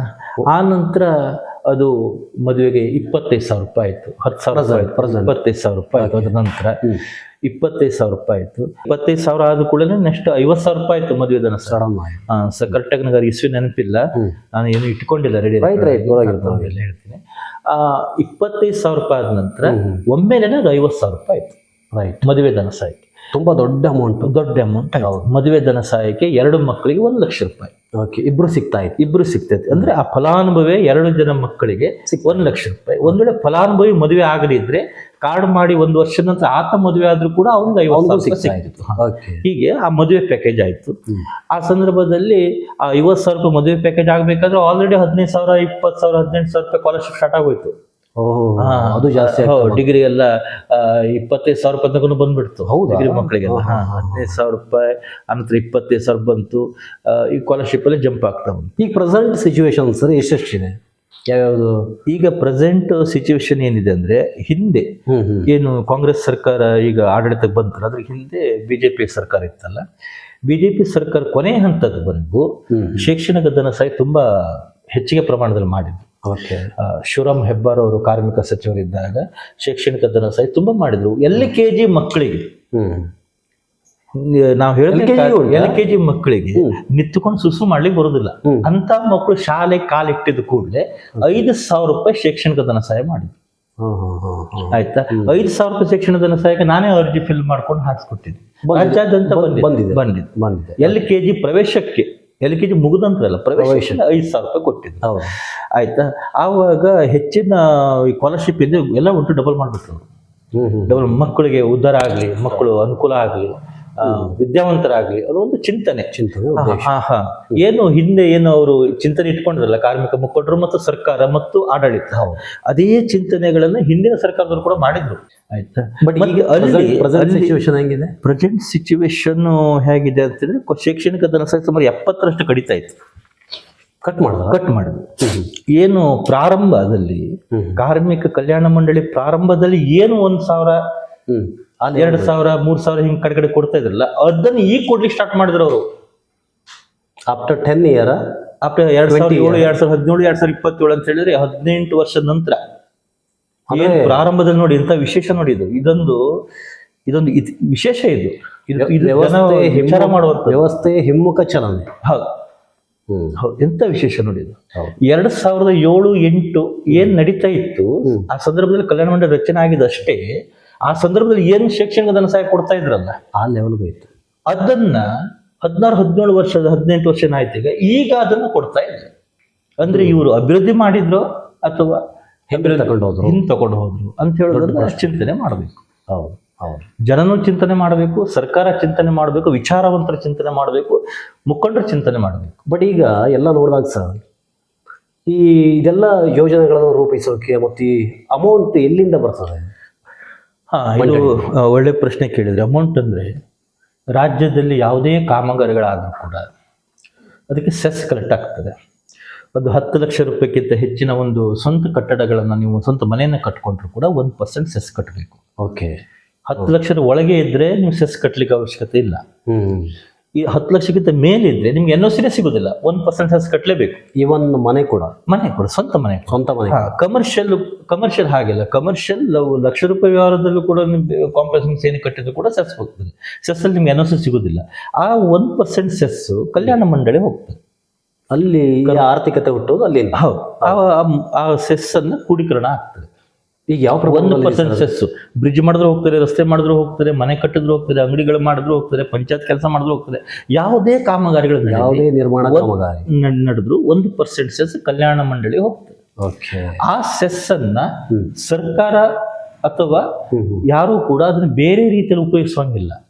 ಕಾರ್ಮಿಕರ ಕ್ಷೇಮಾಭಿವೃದ್ಧಿಗೋಸ್ಕರ, ಕಟ್ಟಡ ಕಾರ್ಮಿಕರ ಕ್ಷೇಮಾಭಿವೃದ್ಧಿಗೋಸ್ಕರ ಮಾತ್ರ ಕಟ್ಟಡ ಕಾರ್ಮಿಕರ ಕಲ್ಯಾಣ ಮಂಡಳಿ ನಿಧಿಯನ್ನು ಉಪಯೋಗಿಸುವುದು. ನನ್ನ ಕುತೂಹಲದ ಕ್ವಶನ್ ಒಂದು ಹಂಗೆ ಹೊಡಿತು. ಒಂದು ಕುತೂಹಲದ ಕ್ವಶನ್ ಒಂದು ಹಂಗೆ ಹೊಡಿತು. ಎಷ್ಟಿರ್ಬೋದು ಸರ್ ಈಗ ಮಂಡಳಿಯಲ್ಲಿ? ಎಷ್ಟು ಅಮೌಂಟ್ ಇರ್ಬೋದು? ಎಷ್ಟು ಹಣ ಇರ್ಬೋದು? ಈಗ ನಿಖರವಾಗಿ ಎಷ್ಟು ಅಮೌಂಟ್ ಇದೆ ಅಂತಾನೆ ಸರಿಯಾಗಿ ಮಾಹಿತಿ ಇಲ್ಲ. ಆದರೂ ಕೂಡ ಕಲ್ಯಾಣ ಮಂಡಳಿಯಲ್ಲಿ ನನ್ನ ಅನುಭವಕ್ಕೆ, ನಾನು ಏನು ಇಷ್ಟು ವರ್ಷ ಕೆಲಸ ಮಾಡಿದ್ದೇನೆ ಸಂಘಟನೆಯಾಗಿ, ಸಂಘಟನೆ ಇದ್ದುಕೊಂಡು, ಅದು ಕೂಡ ಒಳ್ಳೆಯ ಸಂಘಟನೆ ಇದ್ದುಕೊಂಡು, ಆ ಅನುಭವದ ಪ್ರಕಾರ ಈ ಕನಿಷ್ಠ ಅಂತ ಹೇಳಿದ್ರೆ ಒಂದು 18 ಸಾವಿರ ಕೋಟಿಗಿಂತ ಜಾಸ್ತಿ ಇರಬೇಕು. ಅದು ಎಷ್ಟಿದೆ ಗೊತ್ತಿಲ್ಲ. ಆದರೂ ಈ ಅಭಿವೃದ್ಧಿಗಳು ಅವೆಲ್ಲ ನೋಡ್ತಾ ಇದ್ರೆ ಅಲ್ವಾ, ಮತ್ತು ವಾತಾವರಣಗಳು ನೋಡ್ತಾ ಇದ್ರೆ ಒಂದು ಅನಲೈಸ್ ಮಾಡ್ಬೋದು. 20,000 ಕೋಟಿಗೂ ಹೆಚ್ಚಿರಬೇಕು. ಈ ದುಡ್ಡು ಎಲ್ಲ ಹೋಗುತ್ತೆ ಸರ್? ಈ ದುಡ್ಡು ಈಗ ಸಿಗ್ತಾ ಇಲ್ಲ ಕರೆಕ್ಟ್ ಆಗಿ. 25,000 ಇದ್ದದ್ದು ಈ ಸ್ಕಾಲರ್ಶಿಪ್ ಅಲ್ಲೂ ಕೂಡ ಕಮ್ಮಿ ಮಾಡವ್ರೆ. 50,000 ಇದ್ದಲ್ಲಿ 11,000 ಮಾಡಿದ್ರೆ 12,000 ಇದು ಮದುವೆಗೆ. ಹೌದು, ಈಗ 60,000 ರೂಪಾಯಿ ಮದುವೆ. ಬಟ್ ಎಲ್ಲಿ ಹೋಗ್ತಾ ಇದೆ? ಸರ್ಕಾರ ಬೇರೆದಕ್ಕೆ ಏನಾದ್ರು ಯೂಸ್ ಮಾಡುತ್ತಾ ಈ ಹಣನ? ಬೇರೆದಕ್ಕೆ ಯೂಸ್ ಮಾಡ್ತೀವಿ ಅಂತ ಹೇಳಿದ್ರೆ ಅದಕ್ಕೆ ಬೇರೆ ಬೇರೆ ರೂಪಾಂತರವಾಗಿ ಯೂಸ್ ಆಗ್ತಾ ಇದೆ. ಆ ರೂಪಾಂತರ ಬೇಕಾದ್ರೆ ನಾವು ಸ್ಪಷ್ಟವಾಗಿ ಬಿಡಿಸಿ ಹೇಳ್ತೀವಿ. ಕಾನೂನಲ್ಲಿರುವಂತಹ ಅವಕಾಶಗಳನ್ನು ಯೂಸ್ ಇಲ್ಲ, ಕಾನೂನಲ್ಲಿ ಅವಕಾಶಗಳಿಲ್ಲ ಬೇರೆದಕ್ಕೆ ಯೂಸ್ ಮಾಡ್ಲಿಕ್ಕೆ. ಬಟ್ ಆದ್ರೂ ಅದಕ್ಕೊಂದು ಬೇರೆ ದಾರಿಯನ್ನ ಕಂಡುಹಿಡ್ಕೊಂಡು ಗಿಫ್ಟ್ ಸ್ಕೀಮ್ ಅಂತ ಹೇಳಿ ಮಾಡಿಬಿಟ್ಟು ಪ್ರಾಡಕ್ಟ್ ಅಂತ ಮಾಡಿಬಿಟ್ಟು ಅದನ್ನ ಯೂಸ್ ಮಾಡಿದ್ದಾರೆ. ಅದು ಹೇಗೆ ಅಂತೇಳಿ ಅದು ಒಂದು ಚಿಂತನೆ ಇದೆ. ಹೇಗೆ ಅಂದ್ರೆ, ಈಗ ನೋಡಿ, ಕಟ್ಟಡ ಕಾರ್ಮಿಕರಿಗೆ ಕಲ್ಯಾಣ ಮಂಡಳಿಯಲ್ಲಿ ಸೆಸ್ ಅಲ್ಲಿ ಕಲೆಕ್ಟ್ ಆಗಿರೋ ಹಣವನ್ನ ಕಾರ್ಮಿಕರ ಮಕ್ಕಳಿಗೆ, ಕಾರ್ಮಿಕರ ಕ್ಷೇಮಾಭಿವೃದ್ಧಿಗೋಸ್ಕರ ಅದು ಕಟ್ಟಡ ಕಾರ್ಮಿಕರಿಗೆ ಕೊಡಬೇಕು ಅಂತ. ಅದು ಕೋರ್ಟ್ ಆರ್ಡರ್ ಕೂಡ ಹಾಗೆ ಇದೆ, ಸುಪ್ರೀಂ ಕೋರ್ಟ್ ಆರ್ಡರ್ ಕೂಡ ಹಾಗೆ ಇದೆ. ಅದನ್ನ ಪಾಲಿಸ್ತಾ ಬಂದಿತ್ತು ಇದುವರೆಗೂ. ಈ ಹಿಂದೆ ಅಂದ್ರೆ ತುಂಬಾ ಹಿಂದೆ ಹೋಗಬಾರ್ದು ನಾವು. ಕೇವಲ ಈ ಕರ್ನಾಟಕ ರಾಜ್ಯದಲ್ಲಿ ಕಾಂಗ್ರೆಸ್ ಸರ್ಕಾರ ಬರೋಕ್ಕಿಂತ ಪೂರ್ವದಲ್ಲಿ ಬಿಜೆಪಿ ಸರ್ಕಾರ ಇತ್ತಲ್ವಾ 2 ವರ್ಷ ಹಿಂದೆ. ಆ ಸಂದರ್ಭದಲ್ಲಿ ಕೋವಿಡ್ ಲಾಕ್ಡೌನ್ ಬಂದಾಗ ಕಟ್ಟಡ ಕಾರ್ಮಿಕರಿಗೆ ಮತ್ತು ರಾಜ್ಯದ ಕಟ್ಟಡ ಕಾರ್ಮಿಕರಿಗೆ 5,000 ರೂಪಾಯಿ ಘೋಷಣೆ ಮಾಡಿದ್ರು. ಬಿಜೆಪಿ ಸರ್ಕಾರ ಇತ್ತು, ಯಡಿಯೂರಪ್ಪನವರು ಮಿನಿಸ್ಟರ್ ಇದ್ರು, ಮುಖ್ಯಮಂತ್ರಿ ಇದ್ರು. ಅದು ಸರಿಯಾದ ಒಳ್ಳೆ ಯೋಜನೆಗಳನ್ನು ಮಾಡಿದ್ರು. 5,000 ರೂಪಾಯಿ ಕೊಡ್ಬೇಕಂತ ಒಳ್ಳೇದಂತಾನೆ ಹೇಳಿದ್ರು, ಮಾಡಿದ್ರು. ಕಾರ್ಮಿಕರಿಗೆ ಆ ಸಮಯದಲ್ಲಿ ಒಂದು 2-3 ತಿಂಗಳು ಮನೇಲಿ ಕೂತ್ರು 5,000 ರೂಪಾಯಿ ಅಂತ 5 ಲಕ್ಷ ಕೊಟ್ಟಂಗಾಯ್ತು, ಬಂತು. ಅದು ಕೂಡ ಕೆಲವರಿಗೆ ಸರಿಯಾಗಿ ಬಂತು. ಒಂದಿಷ್ಟು ಸ್ವಲ್ಪ ಸಾಧಕ ಬಾಧಗಳಾಯ್ತು, ಅದು ಸರಿಪಡಿಸಿದ್ದಾರೆ, ಇಲ್ಲ ಅಂತಿಲ್ಲ. ಫಸ್ಟಿಗೆ 3,000 ರೂಪಾಯಿ ಹಾಕಿದ್ವಿ, ಕಡೆಗೆ 2,000 ರೂಪಾಯಿ ಹಾಕಿದ್ರು, 5,000 ರೂಪಾಯಿ, ಕಡೆಗೆ ಕಂಪಲ್ಸರಿ 5,000 ರೂಪಾಯಿ ಬಂತು. ಅದೊಂದು 6-7 ತಿಂಗಳ ತನಕ ಸರಿಯಾಗಿ ದುಡ್ಡು ಬಂತು. ಅದೆಲ್ಲ ಫಲಾನುಭವಿಗಳಿಗೆ ಬಂತು. ಒಂದಿಷ್ಟು ಸ್ವಲ್ಪ ನ್ಯೂನತೆಗಳು ಎಲ್ಲ ಇಲಾಖೆಗಳು ಹಾಗೆ ಆಗುತ್ತೆ, ಆಯ್ತಾ. ಆ ಒಂದು ಸಂದರ್ಭದಲ್ಲಿ ಕಾರ್ಮಿಕರಿಗೆ ಊಟದ ವ್ಯವಸ್ಥೆ, ಆಮೇಲೆ ಕಾರ್ಮಿಕರ ಫುಡ್ ಕಿಟ್ ಅಂತ ಮಾಡಿದ್ರು. ಊಟದ ವ್ಯವಸ್ಥೆ ಮಾಡಿದ್ರು, ಎಲ್ಲೆಲ್ಲ ಕಾರ್ಮಿಕರೆಲ್ಲ ಊಟ ಕೊಡ್ತೀವಿ ಅಂತ ಹೇಳಿದ್ರು. ಎಷ್ಟರ ಮಟ್ಟಿಗೆ ಕೊಟ್ಟಿದ್ರು ನಂಗೆ ಸರಿ ಮಾಹಿತಿ ಇಲ್ಲ. ಮಾಹಿತಿ ಇದ್ರು ಹೇಳೋದು ಮನೆ ಇಲ್ಲ. ಆ ರೀತಿ ಅದು ಬಿಟ್ಟಾಗಿ ಅದು ಸೆಕೆಂಡರಿ. ಅಲ್ಲಿ ಏನಾಗಿದೆ ಅಂತ ಹೇಳಿದ್ರೆ ಫುಡ್ ಕಿಟ್ ಅಂತ ಕೊಟ್ಟರು. ಆ ಫುಡ್ ಕಿಟ್ಗೆ ಕೆಲವರು ಹೇಳ್ತಾರೆ, ನಾವು ಕೂಡ ನೋಡಿದ್ರೆ ಹಾಗೆ ನಮ್ಗೆ ಗೊತ್ತಾಗ್ತದೆ, ನಮ್ಮ ಅನುಭವದಲ್ಲಿ ಗೊತ್ತಾಗ್ತದೆ. ಕೆಲವರು ಹೇಳ್ತಾರೆ ಆ ಫುಡ್ ಕಿಟ್ ಒಂದು 430-500 ರೂಪಾಯಿ ಒಳಗೆ ಆ ಫುಡ್ ಕಿಟ್ ಇರ್ಬೋದು ಅಂತ. ಅದು 1000 ರೂಪಾಯಿ ಟೆಂಡರ್ ಆಗಿರ್ತದೆ. ಏನೇ ಇದ್ರೂ ಕೂಡ ಆ ಫುಡ್ ಕಿಟ್ ಹಂಚಲಿಕ್ಕೆ ಈ ಕಲ್ಯಾಣ ಮಂಡಳಿ ಹಣವನ್ನು ತೆಗೆದು ಅದು ಕೂಡ ತಪ್ಪು ಅಂತ ಹೇಳಲಿಕ್ಕೆ ಆಗುದಿಲ್ಲ. ಫುಡ್ ಕಿಟ್ ಕಾರ್ಮಿಕರ ಮಕ್ಕಳಿಗೆ ಕೊಟ್ಟರು, ರೈಟ್, ಕಾರ್ಮಿಕರ ಕುಟುಂಬಕ್ಕೆ ಕೊಟ್ಟರು, ತಪ್ಪು ಅಂತ ಹೇಳಲಿಕ್ಕೆ ಆಗುದಿಲ್ಲ. ಅದ್ರಲ್ಲಿ ಒಂದಿಷ್ಟು ದುಡ್ಡು ಆಯ್ತು, ಖರ್ಚಾಯ್ತು. ಅದು ಕೂಡ ಒಳ್ಳೆ ಯೋಜನೆ. ಲಾಕ್ಡೌನ್ ಟೈಮ್ನಲ್ಲಿ ಫುಡ್ ಕಿಟ್ ಕೊಟ್ಟಿರೋದು, ಫಲಾನುಭವಿಗೆ ಮುಟ್ಟಿರೋದು, ಸ್ವಲ್ಪ ಮಟ್ಟಿಗೆ ಲೋಪದೋಷ ಆಗಿರ್ಬೋದು, ಪ್ರಶ್ನೆ ಬೇರೆ. ಆದ್ರೆ ಒಳ್ಳೆ ಚಿಂತನೆ, ಒಳ್ಳೆ ವಿಚಾರ, ಒಳ್ಳೇದು ಮಾಡಿದ್ದಾರೆ. ಅದರ ನಂತರ ಈ ಕಾರ್ಮಿಕರಿಗೆ ವೈದ್ಯಕೀಯ ಶಿಬಿರ ಮಾಡಿದ್ರು. ಓಕೆ, ಉಚಿತ ವೈದ್ಯಕೀಯ ಶಿಬಿರ ಅಂತ ಪರೀಕ್ಷೆ ಅಂತ ನೋಡಿ, ಉಚಿತ ವೈದ್ಯಕೀಯ ಪರೀಕ್ಷೆ ಅಂತೇಳಿ ಮಾಡಿದ್ರು. ಅದಕ್ಕೆ ಕಾರ್ಮಿಕರಿಗೆ ಸಂಚಾರಿ ವಾಹನ, ಯಾವುದಕ್ಕೆ ವೈದ್ಯಕೀಯ ಸಂಚಾರ ವಾಹನ ಮಾಡಿಬಿಟ್ಟು ಜಿಲ್ಲಾದ್ಯಂತ, ರಾಜ್ಯಾದ್ಯಂತ ಎಲ್ಲ ಕಡೆ ಮಾಡಿದ್ರು. ಗ್ರಾಮದಲ್ಲೂ ಮನೆಯಲ್ಲೂ ಆ ಗಾಡಿ ತಿರುಗಲು ಸ್ಟಾರ್ಟ್ ಆಯಿತು. ವಿಷಯ ಏನು ಕೇಳಿದ್ರೆ ಕಾರ್ಮಿಕರಿಗೆ ವೈದ್ಯಕೀಯ ಪರೀಕ್ಷೆ ಮಾಡ್ತೀವಿ, ಒಂದಿಷ್ಟು ಪರೀಕ್ಷೆ ಮಾಡ್ತೀವಿ ಅಂತ. ಅದಕ್ಕೆ ಇಷ್ಟು ಪ್ರೈವೇಟ್ ಹಾಸ್ಪಿಟ್ಲಿಗೆ ಇವರು ಟೆಂಡರ್ ಕೊಟ್ಟರು. ಒಟ್ಟಿನಲ್ಲಿ ಹಣ ಕಳೆಯೋದಕ್ಕೊಂದು ದಾರಿ ಹುಡ್ಕೊಂಡು, ಹೌದು, ಅಥವಾ ಹಣ ಮಾಡೋದಕ್ಕೊಂದು ದಾರಿ ಹುಡ್ಕೊಂಡು. ಮಾಡೋದಕ್ಕಲ್ಲ, ಅದು ಹಣ ಕಳೆಯುವುದಕ್ಕೆ. ಮಾಡೋದು ಯಾರೋ ಮಾಡಿ. ಹೌದು. ಕಲ್ಯಾಣ ಮಂಡಳಿ ಏನಾಯ್ತು, ನಿಧಿ ಸೋರಿಕೆಗೆ ಒಂದು ಹಂತ ಪ್ರಾರಂಭ ಆಯ್ತು, ಅವಕಾಶ ಆಯ್ತು. ಪ್ರಾರಂಭ ಹಂತ ಆಗಿರೋದಲ್ಲಿ ಕೋವಿಡ್ ಫುಡ್ ಕಿಟ್ಟಿದ್ರಲ್ಲಿ ಕೊಟ್ಟಿದ್ರೆ ಪ್ರಾರಂಭ ಹಂತ ಆಗ್ಲಿಲ್ಲ. ಅದನ್ನ ಯಾರು ಏನು ಇದು ಮಾಡಲು, ಒಳ್ಳೇದಾಯ್ತು, ಫುಡ್ ಅದು ಸಿಕ್ತು. 400 ರೂಪಾಯಿದೋ 500 ರೂಪಾಯಿದೋ ಮನೆಗೆ ಒಂದು ಸಾಮಾನು ಸಿಕ್ತಲ್ಲ, 1-2 ದಿವಸ ಊಟ ಮಾಡ್ಲಿಕ್ಕೆ ಸಂತೋಷ ಪಟ್ರು, ಪ್ರಶ್ನೆ ಬೇರೆ. ಅದಕ್ಕೆ ಯಾರು ಹೋಗ್ಲಿಲ್ಲ, ಸರಿನಾ ಅಂತ ಹೇಳಿದ್ರು. ಆದ್ರೆ ಈ ಸಂಚಾರಿ ವೈದ್ಯಕೀಯ, ಅಲ್ಲಿ ಸೆಟಸ್ಕೋಪ್, ಇಲ್ಲಿ ಕಿವಿಗೆ ಒಂದು ಕಡ್ಡಿ ಎಲ್ಲ ಹಾಕೋದೆಲ್ಲ ಉಂಟಲ್ಲ ಕಾರ್ಯಕ್ರಮ, ಈ ಅದರಲ್ಲಿ ಒಂದಿಷ್ಟು ದುಡ್ಡನ್ನು ಫಾಲೋ ಆಯ್ತು. ಹೇಗಂತಂದ್ರೆ ಒಬ್ರಿಗೆ ವೈದ್ಯಕೀಯ ತಪಾಸಣೆ ಮಾಡ್ಬೇಕಾದ್ರೆ ಒಂದು 3000 ರೂಪಾಯಿ ಹತ್ರ ಅದು ದುಡ್ಡು ಕಟ್ಟಾಗೋದು. ಟೆಂಡರ್ ಅಲ್ವಾ? ಟೆಂಡರ್ 3000 ರೂಪಾಯಿ ಹತ್ರ ಹೋಗ್ತಾರೆ. ಈ ಕಾರ್ಮಿಕರ ಮನಸ್ಸಿಗೆ ನನಗೆ ಉಚಿತವಾಗಿ ಪರೀಕ್ಷೆ ಮಾಡ್ತಾ ಇದ್ದಾನೆ ಅಂತ ಹೇಳಿ ಗೊತ್ತಾಗ್ತಿಲ್ಲ. ಆ ಪರೀಕ್ಷೆ ಮಾಡಿದ ನಂತರ ಒಂದು ರಿಪೋರ್ಟ್ ಕೊಡ್ತಾರೆ. ನಮ್ಗೆ ವಿತ್ ಎವಿಡೆನ್ಸ್ ಎಲ್ಲ ತೋರಿಸ್ತಿದೆ. ಇದು ಆಕಸ್ಮಿಕ ನಮ್ದು ಭೇಟಿ ಆಗಿರೋದ್ರಿಂದ ನಮ್ಗೆ ಕೆಲವು ಡಾಕ್ಯುಮೆಂಟ್ ಇಲ್ಲಿ ಇಟ್ಕೊಳ್ಲಿಕ್ಕೆ ಆಗಲಿಲ್ಲ. ಬಟ್ ಯಾರಾದ್ರೂ ಪ್ರಶ್ನೆ ಮಾಡಿದ್ರೆ ಎನಿ ಟೈಮ್ ರೆಡಿ. ಅಷ್ಟು ನಮ್ಮ ಆಫೀಸಿಗೆ ಬಂದ ಎನಿ ಟೈಮ್ ರೆಡಿ, ನಿಮ್ಮ ಆಫೀಸಿಗೆ ಬಂದ ಎನಿ ಟೈಮ್, ಎಲ್ಲಿ ಬೇಕು ಎನಿ ಟೈಮ್ ರೆಡಿ. ನಮ್ಮಿಂದ ಯಾವ್ದು ತಪ್ಪು ಹೇಳಿಕೆ ಹೋಗ್ಬಾರ್ದಲ್ಲ, ಹೋಗಿದೆ ಅಂತ ಅವ್ರು ಅನಿಸ್ಕೊಂಡ್ರೆ ರೆಡಿ ಇರ್ಲಿಕ್ಕೆ ಅಡ್ಡಿಲ್ಲ. ಹೀಗೆ ಅಲ್ಲಿ ವಿಷಯ ಏನು ಕೇಳಿದ್ರೆ, ಆ ವೈದ್ಯಕೀಯ ತಪಾಸಣೆಗೆ 3000 ರೂಪಾಯಿ ಖರ್ಚಾಗಿದೆ ಅಂತ ಹೇಳಿ ಹೇಳ್ತಾರೆ. ಅದ್ರಲ್ಲಿ ಆ ತಪಾಸಣೆ ಮಾಡಿದ ಬುಕ್ ಕೊಡ್ತಾನಲ್ಲ, ಹಿಂಗೆಲ್ಲ ಆರಾಮಿದೆ. ಅಸ್ತಮ ಇದ್ದವ್ರಿಗೆ, ದಮ್ಮಿದ್ದವ್ರಿಗೆ ಕೂಡ ಆರಾಮಿದೆ ಅಂತ ರಿಪೋರ್ಟ್ ಕೂಡ ಬಂದಿದೆ. ಒಂದಾಯ್ತಾ, ವೆರಿ ಗುಡ್. ಅದಕ್ಕೆ ಎವಿಡೆನ್ಸ್ ಕೂಡ ಇರ್ತದೆ, ಅದು ಒಂದಿದೆ. ಆ ನಂತರ ಒಬ್ಬ ಪುರುಷ, ಯಾರು ಒಬ್ಬ ನಮ್ಮ ಕಾರ್ಮಿಕ ಸಂಘಟನೆ ಇದ್ದಾನ, ಅವನಿಗೆ ಕರೆದುಕೊಂಡು ಫೋನ್ ಮಾಡಿ ಇವತ್ತೇ ಮೆಡಿಕಲ್ ಚೆಕಪ್ ಬರ್ಬೇಕಿಲ್ಲ, ಕಾರ್ಡ್ ಹಿಂಗೆ ಹೋಗುತ್ತೆ ಹಾಗೆ. ಅದು ಕೂಡ ಸುಳ್ಳು ಹೇಳೋದು. ಮೆಡಿಕಲ್ ಚೆಕಪ್ ಮಾಡಿದ್ರೆ ಕಾರ್ಮಿಕರ ಕಾರ್ಡೇ ಹೋಗುತ್ತೆ ಅಂತ ಹೇಳಿ ಅದು ಸುಳ್ಳು ಹೇಳಿಕೆನ ಕೊಡುದು. ಒಂಥರ ಬ್ಲ್ಯಾಕ್ ಮೇಲೆ ವೈಟ್ ಮೇಲೆ ಗೊತ್ತಿಲ್ಲ, ಒಟ್ಟು ಅವ್ನು ಗಡಿಬಿಡಿ ಮಾಡ್ಬಿಡುದು. ಅವನು ಕಂಗಾಲಾಗಿ ಕಾರ್ಡ್ ತಗೊಂಡು ಅಲ್ಲಿ ಹೋಗ್ಬಿಡ್ತಾನೆ. ಆ ಕಾರ್ಡ್ ಚಾಲ್ತಿ ಇಲ್ಲಾದ್ರೂ ಕೂಡ ವೈದ್ಯಕೀಯ ಶಿಬಿರದಲ್ಲಿ ಆತ ಪಾಸ್ ಆಗ್ತಾನೆ. ನೋಡಿ ವಿಶೇಷ ನೋಡಿ, ಕಾರ್ಡ್ ಚಾಲ್ತಿ ಇಲ್ಲಾಂದ್ರೆ ಯಾವುದೇ ಸೌಲಭ್ಯ ಬರುದಿಲ್ಲ. ಕಾರ್ಡ್ ಕ್ಯಾನ್ಸಲ್ ಚಾಲ್ತಿ ಇಲ್ಲಾದ್ರೂ ಕೂಡ ಯಾವುದೇ ಸೌಲಭ್ಯ ಬರುದಿಲ್ಲ. ಕಾರ್ಡ್ ಚಾಲ್ತಿ ಇಲ್ಲ ಆದ್ರೆ 1 ವರ್ಷ ಕಳೆದ್ರೆ ಕಾರ್ಡ್ ರಿನ್ಯೂವಲ್ ಕೂಡ ಮಾಡ್ಲಿಕ್ಕೆ ಬರುದಿಲ್ಲ. ಅಂತ ಕಾರ್ಡ್ದಾರರಿಗೆ ಮೆಡಿಕಲ್ ಬರ್ತದೆ, ಟನ್ ಅಂತೇಳಿ ಅವನು ಸ್ಕ್ಯಾನ್ ಆಗ್ತದೆ. ಅದಾದ ನಂತರ ಅವನು 3000 ರೂಪಾಯಿ ಕಟ್ಟಾಗ್ತದಲ್ಲ ಪ್ರತಿಯೊಬ್ಬರಿಗೆ. ಇವನು ಹಾಗೆ ಮಾಡ್ಕೊಂಡು ಫ್ಯಾಮಿಲಿಗೆಲ್ಲ ಮಾಡ್ಕೊಂಡು ಬಂದ ನಂತರ ತಗೊಳ್ರಿ ಎಲ್ಲ ಮೆಡಿಕಲ್ ಮಾಡಿ ಬಂದಿನ ತಗೊಳ್ರಿ ಅಂತ ಹೇಳಿದ್ರೆ ತೋರ್ಸದ್ ನೋಡಿದ್ ನಾನು. ಹೆಣ್ಮಗಳಪ್ಪ ನೀನು, ಗಂಡ್ಸಲ್ಲ ಅಂದೆ.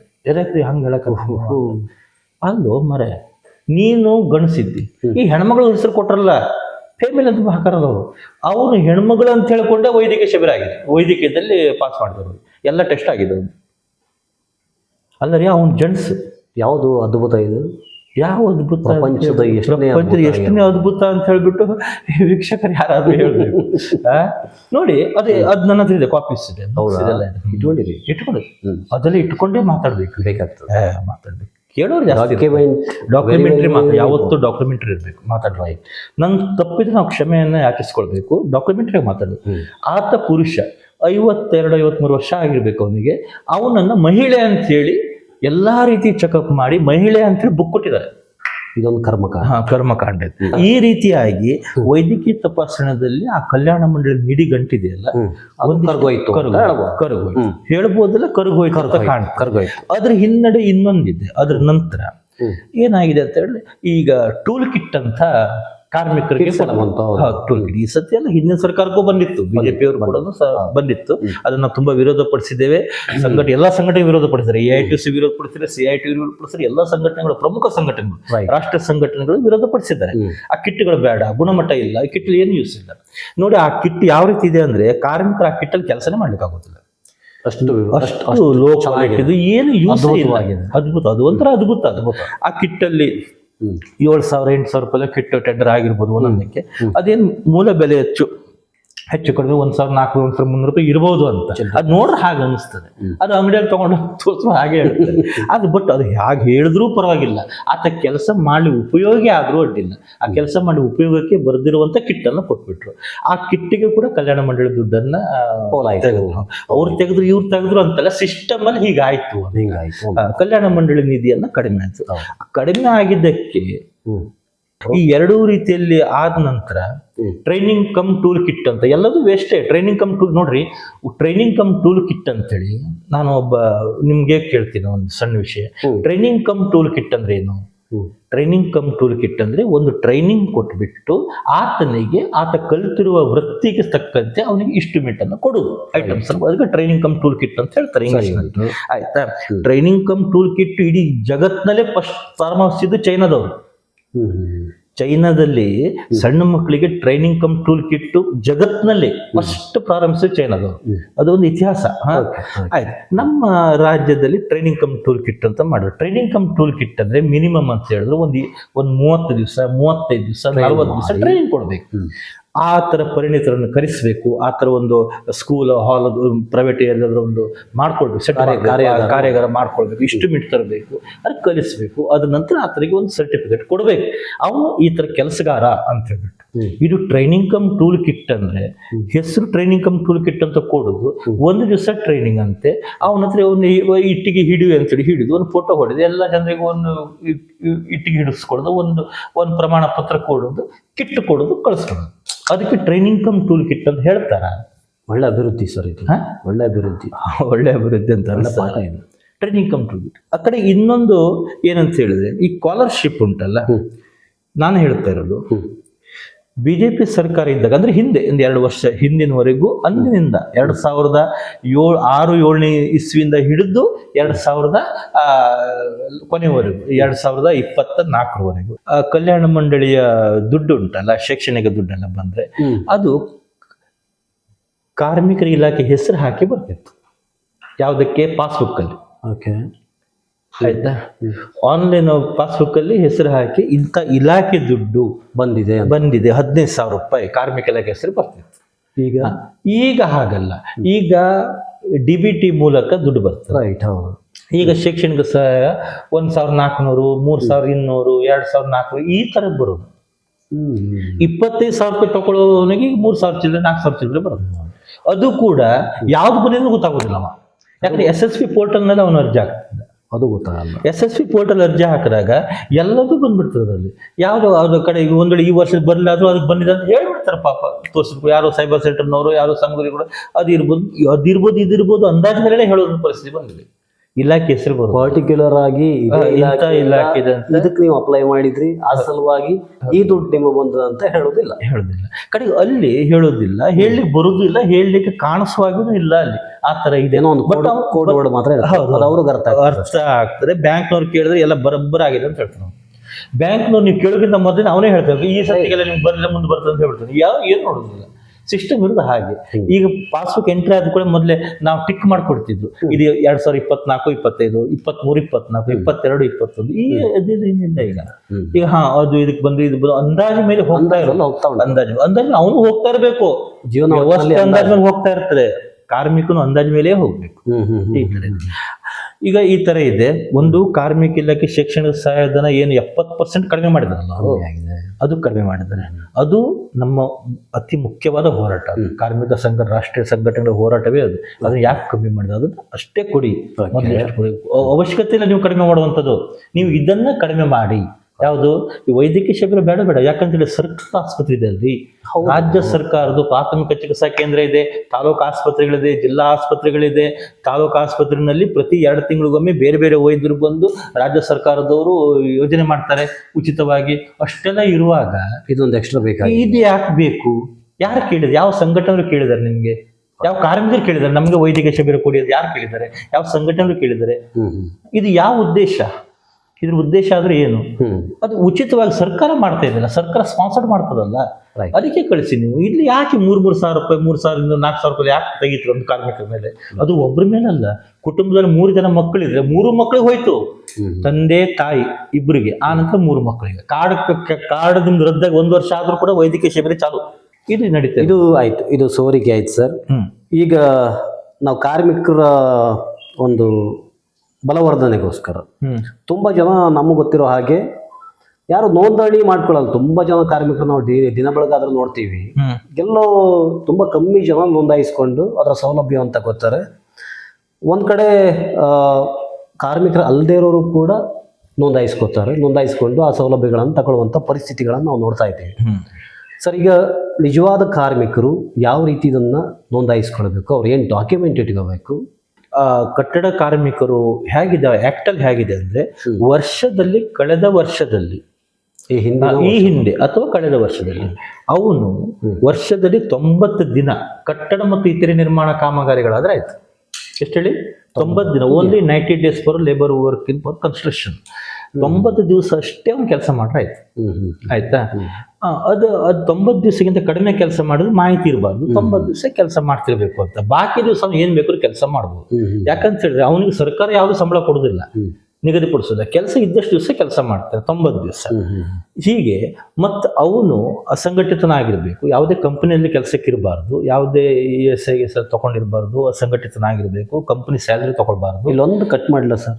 ಹೇಳಿ. 90 ದಿನ ಕೆಲಸ ಮಾಡ್ಬೋದು. ಹೌದು. ಅಂದ್ರೆ VVG ರಾಮ್ಜಿ ಅಂತ ಕೇಂದ್ರ ಸರ್ಕಾರದ ಸ್ಕೀಮ್ ಇದೆ. ಆ ಸ್ಕೀಮಲ್ಲಿ ಕೆಲಸ ಮಾಡಿದ್ರೆ ಇದಕ್ಕೆ ಬರ್ಬೋದು. ಈಗ ಕೇಂದ್ರ ಸರ್ಕಾರದ್ದು ಸ್ಕೀಮ್ ಇದೆ, ಮತ್ತೆ ಇದ್ರ ಕೆಲಸ ಇದೆಯಲ್ಲ, ಯಾವ್ದು ಪಂಚಾಯತ್ ಕೆಲಸ ಅಂತ ಹೇಳ್ತಾರಲ್ಲ, ಅಂತವೆಲ್ಲ ಅದನ್ನ ಮಾಡಿದ್ರೆ ಬರ್ತಾರೆ. ಪಂಚಾಯತ್ನಲ್ಲಿ ಕಾಮಗಾರಿಗಳು ಅವರು ಕೂಡ ಸರ್ಕಾರಕ್ಕೆ ಟ್ಯಾಕ್ಸ್ ಕಟ್ತಾರಲ್ಲ, ಕಲ್ಯಾಣ ಮಂಡಳಿ ಟ್ಯಾಕ್ಸ್ 1% ಬಂದೇ ಬರುತ್ತೆ, ಅದು ಕೂಡ ಬರ್ತಾರೆ. ನರೇಗಾ ಕಾಮಗಾರಿಗಳು ಅವರೆಲ್ಲ ಬರ್ತಾರೆ, ಅವ್ರನ್ನ ಕಾರ್ಮಿಕರೇ. ಆದ್ರೆ ಇಲ್ಲಿ ಏನಾಗ್ತಾರೆ ಅಂತ ಹೇಳಿದ್ರೆ, ಆ ಥರ ಕಾರ್ಮಿಕರು ಮತ್ತೆ ಇನ್ನೊಂದು ಅವ್ರು ಯಾವುದೇ ಒಂದು ಸರ್ಕಾರಿ ಕಂಪ್ನಿಗಾಗಲಿ, ಪ್ರೈವೇಟ್ ಕಂಪ್ನಿಗಾಗಲಿ, ಖಾಸಗಿ ಕಂಪ್ನಿಗಾಗಲಿ, ಹೋಟೆಲ್ ಕಾರ್ಮಿಕರು ಇದಕ್ಕೆ ಬರೋದಿಲ್ಲ. ಅದು ಓಕೆ. ಇಲ್ಲಿ ಮತ್ತೆ ಪರಿಶೀಲನೆ ಯಾವ ಟೈಪ್ ಇರ್ತಾರೆ ಅಂತ ಹೇಳಿದ್ರೆ, ಅವ್ರು ಕಟ್ಟಡ ಕಾರ್ಮಿಕರು ಹೌದು ಅಂತ ಹೇಳಿದ ಬಗ್ಗೆ ಒಂದು ದೃಢೀಕರಣ ಕೊಡಬೇಕು. ಆ ದೃಢೀಕರಣ ನಮೂನಿ ಫಾರ್ಮೇ ಇದೆ ಕಲ್ಯಾಣ ಮಂಡಳಿ, ಹೌದು. ಆ ರೂಲ್ ನಂಬರ್ ಫಾರ್ಮ್ ಪ್ರಕಾರ ಅವ್ರು ಫಿಲ್ಅಪ್ ಮಾಡ್ಕೊಡ್ಬೇಕು. ಅದಕ್ಕೆ ಏನಂತ ಹೇಳಿದ್ರೆ, ಗುತ್ತಿಗೆದಾರರು ಅಥವಾ ಮನೆ ಮಾಲೀಕರು ಅಂತ ಇದೆ. ಗುತ್ತಿಗೆದಾರರು, ಮನೆ ಮಾಲೀಕರು ಮತ್ತು ದೊಡ್ಡ ಕಂಪನಿಯವರು ಕೊಡ್ಬೋದು. ಅದೇ ಗುತ್ತಿಗೆದಾರರು ಅಂತ ಹೇಳಿದ್ರೆ ಒಂದು ಸಮಸ್ಯೆ ಉದ್ಭವ ಆಗ್ತದೆ. ಮತ್ತು ಸಂಘಟನೆಯವರು ಕೊಡ್ಬೋದು, ಸಂಘಟನೆಯವರು ಕೊಡಬೇಕು, ಗುತ್ತಿಗೆದಾರರು ಕೊಡಬೇಕು, ಆಮೇಲೆ ಮನೆ ಮಾಲೀಕರು ಕೊಡಬೇಕು, ಪಂಚಾಯತಿನ PDOಗಳು ಕೊಡ್ಬೋದು. ಪಂಚಾಯತಿನ PDOಗಳು ಸಾಮಾನ್ಯವಾಗಿ 100ರಲ್ಲಿ, ನಾನು 100% ಒಂದು 5% PDOಗಳು ಕೊಡುವುದಿಲ್ಲ. ನನ್ನ ಅನುಭವದ ಪ್ರಕಾರ ನಾನು ಹೇಳುದು, ಕೊಡುದಿಲ್ಲ. ಯಾಕೆ ಕೊಡುದಿಲ್ಲ? ಆ ಕೆಲಸ ನಡೀತಾ ಇದೆ, ಅವ್ನು ಇಷ್ಟು ಕೊಡ್ಬೋದು. ಬಿಟ್ರೆ ಅಲ್ಲಿ ಕೆಲಸ ನಡೀತಾ ಇದ್ರೆ, ಪಂಚಾಯತಿ ಟೆಂಡರ್ ಆಗಿದೆ, ಅವ್ರ ಕೆಲಸ ನಡೀತಾರೆ, ಕೊಡ್ಬೋದೇನೋ. ಬಿಟ್ರೆ ಆತ ಎಲ್ಲಿಂದ ಊರಲ್ಲಿ ಊರಲ್ಲಿ ಮೇಸ್ತ್ರಿ ಕೆಲಸ ಮಾಡಿದ ಒಂದು ಫಾರ್ಮ್ ಸಹ ಕೊಡುದಿಲ್ಲ ಅವನು. ಅಲ್ಲಿಗೆ 5% ಆಯ್ತು, 95% 40 ಆಗೋಯ್ತು, ಅಲ್ಲಿ ಕ್ಲೋಸ್. ಎರಡನೇದು ಗುತ್ತಿಗೆದಾರ ಅಂದ್ರೆ ಯಾರು? ಸೀಲ್ ಇರೋರು ಬೇಕು ಅಂತಾರೆ. ಆಯ್ತಾ? ಈಗ ಅದ್ರ ಬಗ್ಗೆ ಚರ್ಚೆ ಆಗಿ ಇರ್ತದಲ್ಲ, ಕ್ಲಾಸ್ 1 ಕ್ಲಾಸ್ 2 ಎಲ್ಲ ಇರ್ತಾರಲ್ಲ, ಆ ಟೈಪ್ ಗುತ್ತಿಗೆದಾರ, PWD ಕಾಂಟ್ರಾಕ್ಟರ್ ಗುತ್ತಿಗೆದಾರರು, ಕ್ಲಾಸ್ 1 ಕ್ಲಾಸ್ 2 ಅವರು ಒಂದು ತಾಲೂಕಿಗೆ ಎಷ್ಟು ಜನ ಇರ್ತಾರೆ? ಹೆಚ್ಚು ಅಂತ ಹೇಳಿದ್ರೆ ಯಾವುದೇ ತಾಲೂಕಲ್ಲಿ ತಗೊಂಡ್ರು ಕೂಡ 60-70 ಜನ ಇರ್ಬೋದು. ಕ್ಲಾಸ್ 1 ಕ್ಲಾಸ್ 2 ಎಲ್ಲ ಸೇರಿ ಇರುದೇ 12 ಜನ ರೀ. ಅದೆಲ್ಲ ಅದರಲ್ಲೂ ಒಂದು ಸುಮಾರು ಆಕ್ಟಿವ್ ಆಗಿದ್ದರೆ 12 ಜನ ಇರ್ತಾರೆ. ಈಗ ಅವ್ರೆಲ್ಲ ಅವ್ರು ಏನ್ ಮಾಡ್ತಾರೆ, ತಮ್ಮ ಯಾರು ಕೆಲಸ ಮಾಡ್ತಾರೆ ಅವ್ರಿಗೆ ಒಂದಿಷ್ಟು ಹಾಕೊಡ್ತಾರೆ. ಹಾಕೊಡುದಿಲ್ಲ ಅಂತಲ್ಲ, ಕಾಂಟ್ರಾಕ್ಟರ್ ಒಳ್ಳೆ ಕೆಲಸನೇ ಮಾಡ್ತಾರೆ. ಎಲ್ಲರೂ ಬಂದ್ಕೊಂಡು ಊರ್ನವ್ರು ಅಂತ ಹೇಳಿ ಸಿಕ್ಸಿಗರು ಹಾಕೊಟ್ಟಿದ್ರೆ ಅಲ್ಲಿ ಸಮಸ್ಯೆ ಎರಡು ಉದ್ಭವ ಆಗ್ತದೆ. ನೋಡಿ, ಕಾರ್ಮಿಕ ಇಲಾಖೆಯವ್ರು ಹೇಳ್ತಾರೆ ನೀನು ಕಾಂಟ್ರಾಕ್ಟರ್ ಸೀಲ್ ಹಾಕೊಂಡು ಬನ್ನಿ ಅಂತ ಹೇಳ್ತಾರೆ. ಕಾಂಟ್ರಾಕ್ಟರ್ಗೆ ಅವನು ಏನ್ ಮಾಡ್ತಾನೆ, ತನ್ನ ವರ್ಕರ್ಸಿಗೆ ಒಂದಿಷ್ಟು ಅಂದ್ರೆ ಹಾಕೊಡ್ತಾನೆ, 5-6 7 ಜನ ಹಾಕೊಡ್ತಾನೆ. ಆ ನಂತರ ಅವನ ಮನೆ ಹಿಂದ್ಗಡೆ 4 ಮನೆ ಇರ್ತದೆ. ಅವ್ನು ಡೈಲಿ ಈ ಹಾರಿ ಪಿಕಾಸು ಇದರ ಬಾರಲ್ಲಿ ತಗೊಂಡು ಕೆಲ್ಸಕ್ಕೆ ಹೋಗ್ತಾನೆ. ಆಯ್ತಾ, ಅವನು ಊರಲ್ಲಿ ನಮ್ಮ ಸಮಾಜದವ್ರು ನಮ್ಮ ಜಾತಿ ಹುಡುಗರು ಪಾಪ ಬಂದಿರೋದು ಬಡ ಬಡ ಹಾಕೊಟ್ರು ಅಂತ ತಿಳ್ಕೊಳ್ಳಿ. ಕೊಟ್ಟಿದ ನಂತರ ಏನಂದ್ರೆ ನಿಮ್ಮ ಹೆಸರಿನಲ್ಲಿ ಇಷ್ಟೆಲ್ಲ ವರ್ಕರ್ ಇದ್ದಾರೆ, ನಿಮ್ಮದು ಕೆಲಸ ಮಾಡೋದು, ಅವ್ರದ್ದೆಲ್ಲ ರಿಟರ್ನ್ ಎಲ್ಲುಂಟು, ರಿಟರ್ನ್ ಫೈಲ್ ಎಲ್ಲುಂಟು, ಏನ್ ಮಾಡಿದೆ ಹಾಗೆ ಇವರೇ ಹೋಗಿ ಅವ್ರಿಗೆ ತಲೆ ತಿಂತಾರೆ. ಇವರು ಕ್ವಶನ್ ಮಾಡ್ತಾರೆ ಮತ್ತು ಅವ್ರಿಗೆ ಸಮಾಧಾನ ಬೇರೆ ಉಂಟು. ಕ್ವಶನ್ ಮಾಡೋದು ಬೇರೆ, ಸಮಾಧಾನ ಆಶೀರ್ವಾದ ಬೇರೆ ಇರ್ತದೆ. ಹೌದಾ? ಹಾ, ಅಂದ್ರೆ ಅದು ಒಂಥರ ವಿಷಯ, ಅದು ಬೇರೆ. ಪಾಪ ಪುಣ್ಯ ನೋಡಿ ಆಗ ಗುತ್ತಿಗೆದಾರ ಇರ್ಲಿ ಸ್ವಾಮಯ್ಯ, ನಮ್ಮ ಸ್ವಾಮಯ್ಯ ಅವನು ಲಕ್ಷ್ಮಿ, ನಮ್ಮ ಕುಟುಂಬದ ಲಕ್ಷ್ಮಿ, ಅದು ಕೆಲಸ ಮಾಡುದು ಹೋದು ಸಹ ಕೊಟ್ಟ ಅಂತ ತಿಳ್ಕೊಳ್ಳಿ. ಅದಕ್ಕೆ ಅವನದೇನು ತಪ್ಪಿಲ್ಲ. ಅವನು ಒಂದು ಪ್ರೀತಿಯಿಂದ ವಿಶ್ವಾಸದಿಂದ ನಮ್ಮವರು ನಮ್ಮ ಕಾರ್ಮಿಕರು ಅಂತ ಮಾಡ್ಕೊಡ್ತಾನೆ. ಬಟ್ ಅವನ ಕೆಲಸಗಾರ ಅಲ್ಲ ಅವರು, ಅವನ 5-6 ಜನ ಇದ್ದಾರೆ ಪಾಪ, ಅವ್ನು ಮಾಡ್ಕೊಡ್ತಾ ಹೋಗ್ತಾ ಇರ್ತಾನೆ. ಅವನು 25-30-50 ಜನರಿಗೆ ಹಾಕೊಡ್ತು. ಆವಾಗ ಇವನ್ನೆಲ್ಲ ದಾಖಲೆಯಲ್ಲಿ ಇರ್ತದೆ, ಎಲ್ಲಿ ಲಾಗಿನ್ ಅಲ್ಲಿ ಇರ್ತದೆ, ಗೊತ್ತಾಯ್ತು. ಆವಾಗ ಕೂತ್ಕೊಂಡಲ್ಲೇ ವಿಚಾರ ಮಾಡ್ತಾ ಒಬ್ಬ ಅಧಿಕಾರಿ, ಉದಾಹರಣೆ ನಾವು ಒಂದು ಕತೆ ಹೇಳುದಿಲ್ಲ, ವಿಚಾರ ಮಾಡ ಎಕ್ಸಾಂಪಲ್, ರಾಮಣ್ಣ ಗುತ್ತಿಗೆದಾರ, ಇವನ ಹತ್ರ ಅದಾರಲ್ರಿ, ಇವನ ಹತ್ರ 80-90 ದೊಡ್ಡ ಗುತ್ತಿಗೆದಾರ, ಇವನು ಕರೆಸವನಿಗೆ ಎಲ್ಲೈತೆ ಅವ್ನು ರಿಟರ್ನ್ ನೋಡಬಿಡೋಣ ಅಂತ ಹೇಳ್ಬಿಡ್ತಾನೆ. ಆವಾಗ ರಿಟರ್ನ್ ಪಟ್ಟು ತಗೊಂಡು ಹೋಗ್ಬೇಕು. ಹಾಕೊಟ್ರಲ್ಲಪ್ಪ ನೀವು ಇಷ್ಟಂದ್ರೆ ನಿಮ್ಮದು ಕೆಲಸ ಹಿಡಿದು ನೀವೇ ಪ್ರೂಫ್ ಕೊಟ್ರಲ್ಲ ಅಂತೇಳಿ ಆ ಸಮಸ್ಯೆಗೆ ಅವನ ಆಶೀರ್ವಾದ ಮಾಡ್ಬೇಕು. ಎಷ್ಟು ಇದು ಅದು ಒಂದು ಪ್ರೊಸೆಸ್. ಹೀಗಿಂದ ಕಾಂಟ್ರಾಕ್ಟರ್ ಸ್ವಲ್ಪ ಹಿಂದೆ ಸರಿತಾರೆ. ಇನ್ನೊಂದು ಗುತ್ತಿಗೆದಾರ ಅಂದ್ರೆ ಯಾರು? ಅಸಂಘಟಿತ ವಲಯ. ಯಾವುದು ಅಸಂಘಟಿತ ಅಂದ್ರೆ ಇವತ್ತು ದುಡಿದು ಇವತ್ತಿನವನಿಗೆ ಅಸಂಘಟಿತ ವಲಯದ ಕಾರ್ಮಿಕ ಅಂತ ಹೇಳೋದು.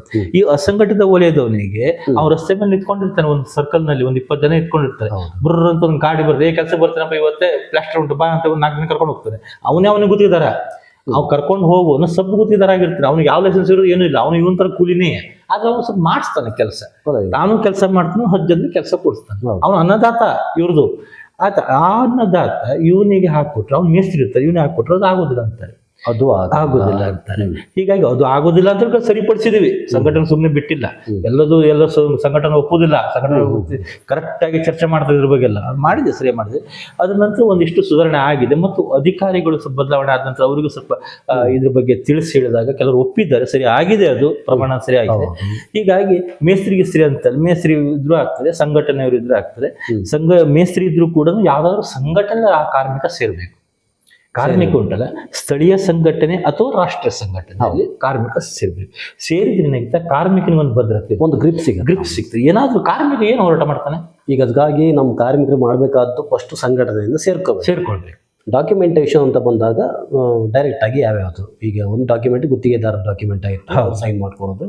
ಫಲಾನುಭವಿಗೆ ಆಧಾರ್ ಕಾರ್ಡ್, ಆಮೇಲೆ Aadhaar card, bank passbook, ration card, ಮಕ್ಕಳದೆಲ್ಲ ದಾಖಲೆಗಳಿಗೆ ಆಧಾರ್ ಕಾರ್ಡ್ ಸರಿಯಾಗಿದ್ರು ಸರಿಯಾಗಿರ್ಬೇಕು, ಕರೆಕ್ಟ್ ಆಗಿ ಸರಿ ಮಾಡ್ಲಿಕ್ಕೆ. ಒಂದ್ಸರಿ ಈ ಕಾರ್ಡ್ ಅಲ್ಲಿ ಆದ ನಂತರ ಮಾಡ್ಲಿಕ್ಕೆ ಸೈಟ್ ನಂಬರ್ ಅಲ್ಲಿ ಆಧಾರದಲ್ಲಿ ಏನಿದೆ ಅದೇ ರೀತಿ ಸ್ಪೆಲ್ಲಿಂಗ್ಸ್ ಎಲ್ಲ ಕರೆಕ್ಟ್ ಆಗಿ ನೋಡ್ಕೊಂಡು ಮಾಡ್ತಾರೆ, ಮಾಡ್ಬೇಕು. Aadhaar card, ration card, bank passbook, ಮಕ್ಕಳದೆಲ್ಲ ಆಧಾರ್ ಕಾರ್ಡು, ಪತಿ ಆಧಾರ್ ಕಾರ್ಡ್.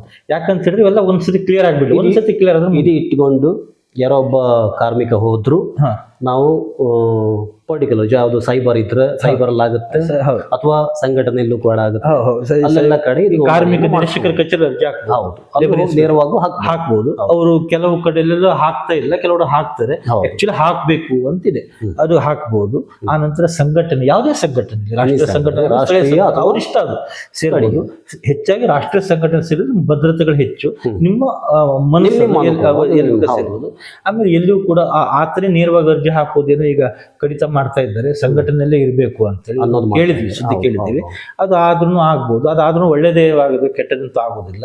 ಈ ತರ ಹಾಕ್ಬಿಟ್ಟು ಅವ್ನು ಅರ್ಜಿ ಹಾಕ್ಬೋದು. ಆ ನಂತರ ಅರ್ಜಿ ಹಾಕಿದ ನಂತರ ಅವನು ಆನ್ಲೈನ್ ಪ್ರೊಸೆಸ್ ಆದ ನಂತರ 50 ನಿಮಿಷದ ಕೆಲಸ ಅದು. ಆಮೇಲೆ ಒಂದು ಟೈಮ್ ಬರುತ್ತದೆ, ಒಂದು ಕಾಲ್ ತಿಂಗಳೊಳಗೆ ಬರ್ತದೆ. ಅಲ್ಲಿಂದ ಸ್ಟಾರ್ಟ್ ರಿನ್ಯೂವಲ್ ಯಾವಾಗ ಇರುತ್ತದೆ, ಅದು 1 ವರ್ಷದವರೆಗೆ ವ್ಯಾಲಿಟಿ ಇರ್ತದೆ. ಕಾರ್ಡ್ ಆದ ನಂತರ 1 ವರ್ಷ ವ್ಯಾಲಿಟಿ. ಪ್ರತಿ ವರ್ಷಕ್ಕೂ ಆತ ನವೀಕರಣ ಮಾಡ್ತಾ ಇರಬೇಕು. ಪ್ರತಿ ವರ್ಷ ಸರ್ ಅವ್ನು ಕೆಲಸ ಮೊದಲು 3 ವರ್ಷಕ್ಕೊಮ್ಮೆ ಮಾಡ್ತಿದ್ದ, ಈಗ ಅದೇ ವಿರೋಧ ಆಗ್ತಾ ಇರೋದು.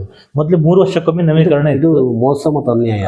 ಮೋಸ ಅನ್ಯಾಯನೇ ಇದು. ಮತ್ತೆ ಅವನಿಗೆ ಅಟ್ಲೀಸ್ಟ್ 3 ವರ್ಷ ಒಬ್ಬ ವ್ಯಕ್ತಿ ನಂಬೋದು ಬೇಡವಾ ನಾವು ಅಂತ?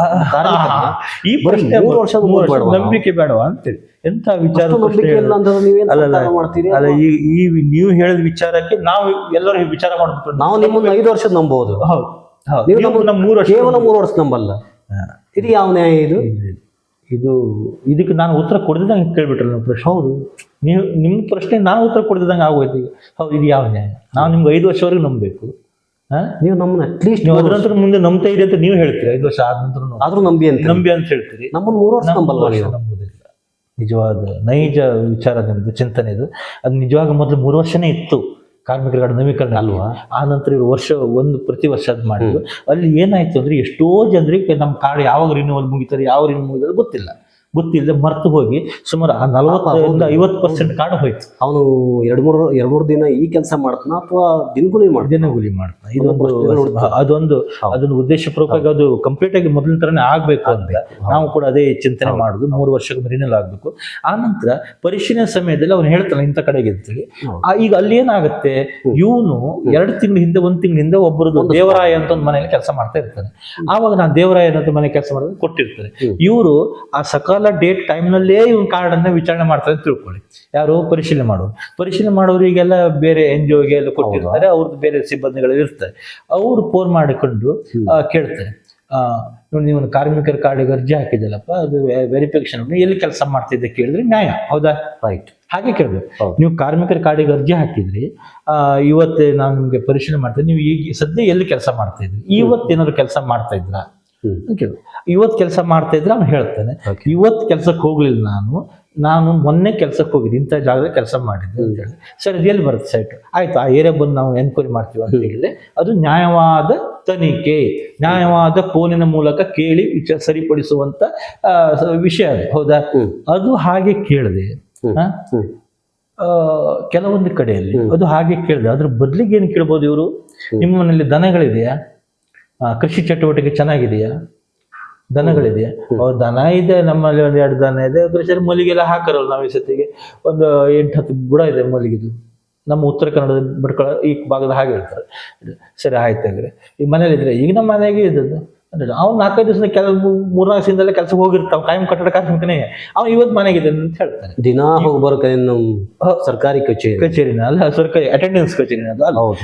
ಇವ್ನ ಮನೆಯಲ್ಲಿ 2-3 ದನ ಇರುವುದಕ್ಕೆ ಇವ್ನು ಕಟ್ಟಡ ಕಾರ್ಮಿಕರಲ್ಲ ಅಂತ ಅವ್ನು ಬರ್ದಾಯ್ತು. ನಿರ್ಧಾರ ಕೂತ್ಕೊಂಡು ನಿರ್ಧಾರ ಮಾಡಿ ಹೋಗೋದು, ಸೈಟ್ ಹೋಗೋದ್ರೆ ನೋಡಿದ್ರೆ ನಿರ್ಧಾರ ಆಗುತ್ತೆ. ಈಗ ಈ ತರ ಆಗಿ ಕಾರ್ಮಿಕರ ಅನ್ಯಾಯ ಆಗಿದೆ.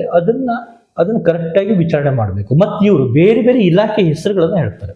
ಕಾರ್ಮಿಕ ಇಲಾಖೆ ಸಿಬ್ಬಂದಿಗಳು ಕಾರ್ಮಿಕರನ್ನ ಪರಿಶೀಲನೆ ಮಾಡೋದು, ದೂರವಾಣಿ ಮೂಲಕ ಪರಿಶೀಲನೆ ಮಾಡಬೇಕಾದ್ರೆ ನಾವು ಕೃಷಿ ಇಲಾಖೆಯಿಂದ ಫೋನ್ ಮಾಡೋದು, ಕೃಷಿ ಚಟುವಟಿಕೆ ಚೆನ್ನಾಗಿ ಉಂಟಾ, ಈ ಸತಿ ಮಲ್ಲಿಗೆ ಗಿಡಕ್ಕೆಲ್ಲ ಬಂತ ನಿಮ್ದು ಔಷಧ ಎಲ್ಲ ಹೊಡೆದ್ರ, ಅದರ ಕೇಳಿ ಹೌದು ಈ ಸತಿಗೆಲ್ಲ ಔಷಧ ಪುಡಿ ತಂದ್ರೆ ಹೌದು ಅದು ರಾಮಾಯಣ ಅದು ಹೇಳುತ್ತೆ. ಸರಿ ಆಯ್ತು, ಇವತ್ತೆಲ್ಲ ಕೆಲಸಗಳಿಲ್ಲ, ಎಲ್ಲೂ ಹೋಗಲಿಲ್ಲ, ಮನೆ ಹತ್ರನೇ ಇದ್ದೆ, ಮನೆ ಹತ್ರ ಇದಕ್ಕೋಸ್ಕರ ಫೋನ್ ಮಾಡಿ ಆಯ್ತು. ಅಷ್ಟಕ್ಕೆ ಇವು ಕೃಷಿ ಕಾರ್ಮಿಕ ಮಲ್ಲಿಗೆ ಗಿಡ ನೆಡ್ತಾರೆ ಅಂತ ಮಾಹಿತಿ ಕೊಟ್ಟರು, ಬರ್ದಾಕ್ಬಿಟ್ಟು ಕಾರ್ಡ್ ಕ್ಯಾನ್ಸಲ್. 12-13 ವರ್ಷ ಇದ್ದು ಅದನ್ನು ನಾನು ಲಾಸ್ಟ್ ಟೈಮ್ಗೆಲ್ಲ ಹೋರಾಟ ಎಲ್ಲ ಮಾಡಿದ್ದು, ದೊಡ್ಡ ಪ್ರಮಾಣ ಚರ್ಚೆ ಆಯ್ತದು ರಾಜ್ಯದಲ್ಲಿ ಆ ವಿಷಯಗಳು. ಆನಂತರ ಸರಿ ಆಯ್ತು ಕಡೆಗೆ. ಅಲ್ಲ ಈ ತರ ಅದು ತಪ್ಪು, ಆ ತರ ಎಲ್ಲ ಮಾಡಬಾರ್ದು. ಒಂದು ಇಲಾಖೆಯವರು ಇನ್ನೊಂದು ಇಲಾಖೆ ಹೆಸರನ್ನ ಬಳಸ್ಕೋ ರಾಜ್ಯದಲ್ಲಿ ಬಳಸಲೇಬಾರದು. ಅಪರಾಧ ತಪ್ಪಾಗ್ತದೆ. ಆ ಅಪರಾಧಗಳು ನಮ್ಮ ಕಾರ್ಮಿಕ ಇಲಾಖೆ ಸಿಬ್ಬಂದಿ ಈ ವಿಚಾರಗಳು KDPಯಲ್ಲೂ ಈ ವಿಚಾರಗಳು ಚರ್ಚೆ ಆಗಿತ್ತು. ಅದು ಚರ್ಚೆ ಆಗಿತ್ತು, ತುಂಬಾ ವೈರಲ್ ಕೂಡ ಆಯ್ತು. ಈಗ ಲಾಸ್ಟ್ ಕೊನೆಯದಾಗಿ ಬರೋದಾದ್ರೆ ಸರ್, ನೈಜ ಕಾರ್ಮಿಕರು ಯಾರು ಮತ್ತು ನೈಜವಲ್ಲದ ಕಾರ್ಮಿಕರು ಇಂಥ ಸೌಲಭ್ಯಗಳನ್ನು ಪಡ್ಕೊಳ್ಳುವಂಥ ನಿಟ್ಟಿನಲ್ಲಿ ತುಂಬ ಜನ ನಾವು ಪಡ್ಕೋತಾ ಇರೋದನ್ನು ನೋಡ್ತಾ ಇದ್ದೀವಿ. ಅದು ಹೆಂಗೆ ಗುರುತಿಸೋದು ಮತ್ತು ಅವರನ್ನು ದೂರ ಮಾಡೋದು ಹೆಂಗೆ? ನೈಜವಲ್ಲದ ಕಾರ್ಮಿಕರು ಮತ್ತು ನೈಜವಲ್ಲದ ಕಾರ್ಮಿಕರು ದೂರ ಇಡೋದು ಹೇಗೆ? ಕಾರ್ಮಿಕರನ್ನು ಕಾಲಕ್ಕೆ ಪರಿಶೀಲನೆ ಆಗಬೇಕು. ಪರಿಶೀಲನೆ ಅಂತ ಹೇಳಿದ್ರೆ, ಒಂದು ನವೀಕರಣ ಕೊಟ್ಟಾಗ ಪರಿಶೀಲನೆ ಮಾಡ್ತಾರೆ, ಸೌಲಭ್ಯಕ್ಕೆ ಕೊಟ್ಟಾಗ ಪರಿಶೀಲನೆ ಮಾಡ್ತಾರೆ. ವಿಶೇಷವಾಗಿ ಕೆಲವೊಂದು ಅಧಿಕಾರಿಗಳ ನಮ್ಮ ಆಪ್ತರು ಕೆಲವರು ಹೇಳುವ ಪ್ರಕಾರ ನವೀಕರಣಕ್ಕೆ ವಿಶೇಷ ಪರಿಶೀಲನೆ ಮಾಡ್ತಾ ಹೋಗ್ಲಿಕ್ಕೆ ಅಷ್ಟೆಲ್ಲ ಇಲ್ಲ, ಲೈಟಾಗಿ ಪರಿಶೀಲನೆ ಮಾಡುದು ಅಂತ ಹೇಳಿದ್ರೆ ಸರಿ ಅವ್ರು ಹೇಳುತ್ತಾ ಇರೋದು. ಆದರೆ ಸೌಲಭ್ಯ ಕೊಡಬೇಕಾದ್ರೆ ಮಾತ್ರ ಸರಿಯಾಗಿ ಪರಿಶೀಲನೆ ಮಾಡಬೇಕು. ಹೌದು. ಸ್ವಲ್ಪ ಯಾಕಂದ್ರೆ ಮಂಡಳಿ ದುಡ್ಡನ್ನ ಒಬ್ರಿಗೆ ಕೊಡೋದಲ್ವ ಅದು ಅದ್ರಲ್ಲಿ ಅನ್ಯಾಯ ಆಗಬಾರ್ದು ಅಂತ ನವೀಕರಣ ಮಾಡ್ಲಿಕ್ಕೆ ನಿಮ್ಗೆ ದಿವಸಕ್ಕೆ ಒಂದೊಂದು ನಿರೀಕ್ಷಕರು ಒಂದೊಂದು ಕಚೇರಿಯಲ್ಲಿ ಒಂದೊಂದು LIC ಸರ್ಕಲ್ನಲ್ಲಿ 70-80-100 ಅರ್ಜಿಗಳು ಆನ್ಲೈನ್ ಬರ್ತಿರ್ಬೇಕಾದ್ರೆ 70-80-100 ಅರ್ಜಿಗಳಿಗೆ ಅವನು ಪರಿಶೀಲನಾ ವರದಿ ಬರ್ತಾರೆ ಎಲ್ಲಿ ಫಾಸ್ಟ್ ಆಗಷ್ಟಲ್ಲಿ ಮಾಡ್ಲಿಕ್ಕೆ ಆಗ್ತದೆ. ಆದ್ರಿಂದ ಅದ್ರಲ್ಲಿ ಏನ್ ತಪ್ಪಿದೆ, ಅವ್ನ ಕಾರ್ಡ್ ಅನ್ನು ನವೀಕರಣ ಆಯ್ತಪ್ಪ ಅದ್ರಲ್ಲಿ ಸಮಸ್ಯೆ ಇದೆ, ನವೀಕರಣ ಆಗ್ತದೆ ಅಷ್ಟೇ. ಬಟ್ ಸೌಲಭ್ಯ ಸೌಲಭ್ಯಕ್ಕೆ ಅರ್ಜಿ ಕೊಡುವಾಗ ಒಂದು ಬಾರಿ ನೀವು ಮುಖತವಾಗಿ ಪರಿಶೀಲನೆ ಮಾಡಿ ಸರಿಯಾಗಿ ನೋಡಿ. ಮತ್ತೆ ಅವನು ಈಗ ಯಾರು ಹೇಳ್ತಾರೆ ಮನೇಲಿ ಉದಾಹರಣೆ ನಮ್ದು ಹಾಗೈತಿ ಭಟ್ಕಳ ಲೇಬರ್ ಇನ್ಸ್ಪೆಕ್ಟರ್ ಸರ್ಕಲ್ ಒಂದು ಸ್ಟೋರಿ ಹೇಳ್ತೀನಿ ನಿಮಗೆ. ನಿನ್ನೆಗೆಲ್ಲ ಮೊನ್ನೆಗೆ ಆಗಿರೋದು ಒಂದು ವಾರದ ಹಿಂದೆ.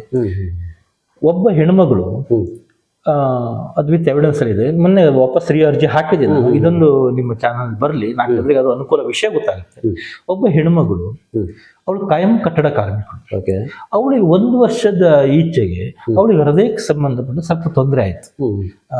ಆವಾಗ ಹೆಸರಾಂತ ಸ್ಪೆಷಲಿಸ್ಟ್ ಡಾಕ್ಟರ್ ಹತ್ರ ತೋರಿಸಿದಾಗ ಅವ್ರು ಮಲ್ಟಿ ಸ್ಪೆಷಾಲಿಟಿ ಹಾಸ್ಪಿಟಲ್ ಹೋಗಿ ಚೆಕಪ್ ಮಾಡಿಸಿದ್ರು. ಎಲ್ಲ ಚೆಕಪ್ ಮಾಡಿದಾಗ ಸರ್ಜರಿ ಅನ್ನೋ ಅವಶ್ಯಕತೆ ಇಲ್ಲ, ಈ ತರ ಒಂದು ಟ್ರೀಟ್ಮೆಂಟ್ ಅನ್ನು ನೀವು ಡೈಲಿ ಮೆಡಿಸಿನ್ ಕರೆಕ್ಟಾಗಿ ತಗೊಳ್ಬೇಕು, ಮತ್ತೆ ಪ್ರತಿ 3 ತಿಂಗಳಿಗೆ ಒಂದ್ಸತಿ ಬಂದು ತೋರಿಸ್ಬೇಕು, ಮತ್ತು ತೀರಾ ಭಾರವಾದ ಕೆಲಸ ಎಲ್ಲ ಇದು ಮಾಡೋದು ಬೇಡ, ನಿಮ್ಗೆ ಎಷ್ಟಾಗುತ್ತೋ ಅಷ್ಟು ಕೆಲಸ ಮಾಡಿ, ತೀರಾ ವೇಟ್ ಇರ್ತದ್ದು ಮಾಡೋದಲ್ಲ ಮಾಡಬೇಡಿ ಅಂತ ಒಂದು ಸಲಹೆ ಕೊಟ್ಟರು ವೈದ್ಯರು.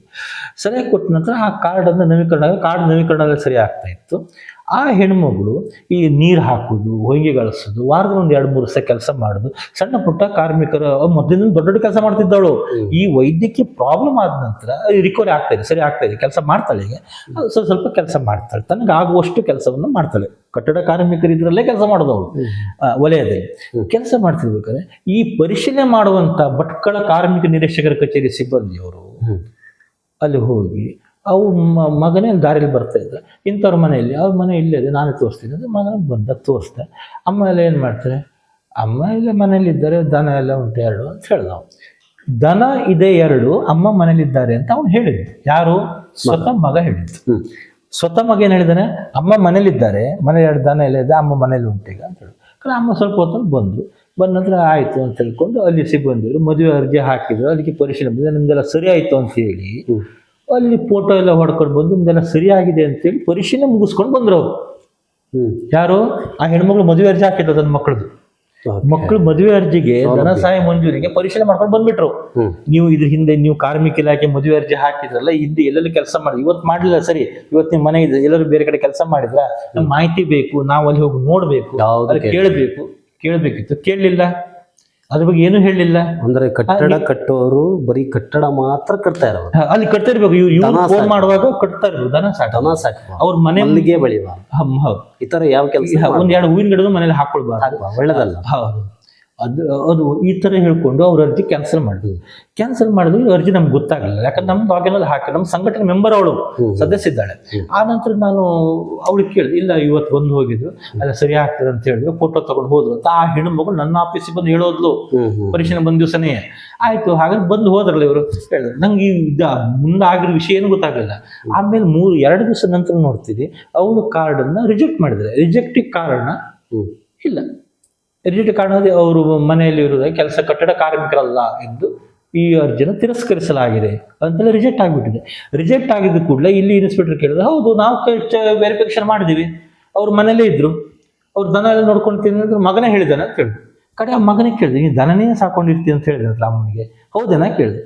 ನಾನು ಹಾಗೆ ನಾನು ಏನು ಹೇಳಿದ್ದೀನಿ ಬೇಕಾದ್ರೆ ಅವ್ರ ಎದುರಿಗೆ ಬಂದು ಹೇಳ್ತೀನಿ ಅಂತ ಅವನೇ ಖುದ್ದಾಗಿ ಬಂದು, ನಾನು ಎಲ್ಲಿ ಹೇಳಿದ್ದೀನಿ ಸರ್, ಮನೇಲಿ 2 ದನ ಇದೆ ಅಂತ ಹೇಳಿದ್ದೆ, ನಮ್ಮ ಮನೆ ಅಮ್ಮ ಅಲ್ಲಿ ಉಂಟು, ಅಮ್ಮ ಇವತ್ತು ಕೆಲಸ ಹೋಗಲ್ಲ ಅಂತ ಹೇಳಿದ್ರು, ಅಷ್ಟೇ ನಾನು ಹೇಳಿದ್ದೆ. ಇದು ನಡೆದಿರೋದಲ್ಲ, ನಿನ್ನೆಗೆಲ್ಲ 3 ಸರಿ ನಡೆದಿರೋದು ಕತೆ ಅಲ್ಲ ಇದು ಅವ್ರ ಅರ್ಜಿನೂ ಇಲ್ಲೇ ಇದೆ, ಜೀವನ ಅದು ಈಗ ಅರ್ಜಿ ಚಾಲ್ತಿ ಇದೆ. ಅದು ಕಡೆಗೆ ಆ ನಂತರ ಇವನು ಈ ತರ ಹೇಳಿದ ನಂತರ ಅವನು ಅದಕ್ಕೆ ಒಪ್ಲಿಕ್ಕೆ ರೆಡಿ ಇಲ್ಲ. ಇನ್ಸ್ಪೆಕ್ಟರ್ ಏನು ಹೇಳಿದ್ರು ಒಪ್ಪುದಿಲ್ಲ. ಹೆಸರು ಬೇಡ, ಭಟ್ಕಳ LIC ಸರ್ಕಲ್ ಕಾರ್ಮಿಕ ನಿರೀಕ್ಷೆ, ಹೆಸರು ಬೇಡ, ಹೆಸರು ಕಡೆಗೆ ಅವ್ನು ಕೇಳಿದ್ರೆ ಹೆಸರು ಹೇಳೋದು ನಾವು ಅಷ್ಟೇ. ಇದೇ ನಿಮ್ಮ ಚಾನಲ್ ಹೇಳ್ತೇನೆ. ಆ ನಂತರ ಕಾರ್ಮಿಕ ಅಧಿಕಾರಿಯನ್ನು ಕಾಂಟ್ಯಾಕ್ಟ್ ಮಾಡಿದೆ, ಫೋನ್ ಮಾಡಿದೆ, ನೋಡ್ರಿ ಮೇಡಮ್ ಈ ತರ ಇದೆ ಅಲ್ರಿ, ಒಂದು ಮದುವೆ ಹೆಣ್ಮಗಳು ಮದುವೆ ಅರ್ಜಿ ಹಾಕಿದವಳು, ಅವಳಿಗೆ ಆರೋಗ್ಯದ ಸಮಸ್ಯೆ ಇದೆ, ಅವಳು ವೈದ್ಯಕೀಯ ಟ್ರೀಟ್ಮೆಂಟ್ ತಗೊಳ್ತಾ ಇದ್ದಾಳೆ, ಕೆಲಸನೂ ಮಾಡ್ತಾ ಇದ್ದಾಳೆ, ಭಾರವಾದ ದೊಡ್ಡದಲ್ಲಿ ಎತ್ತುವಂಗಿಲ್ಲ.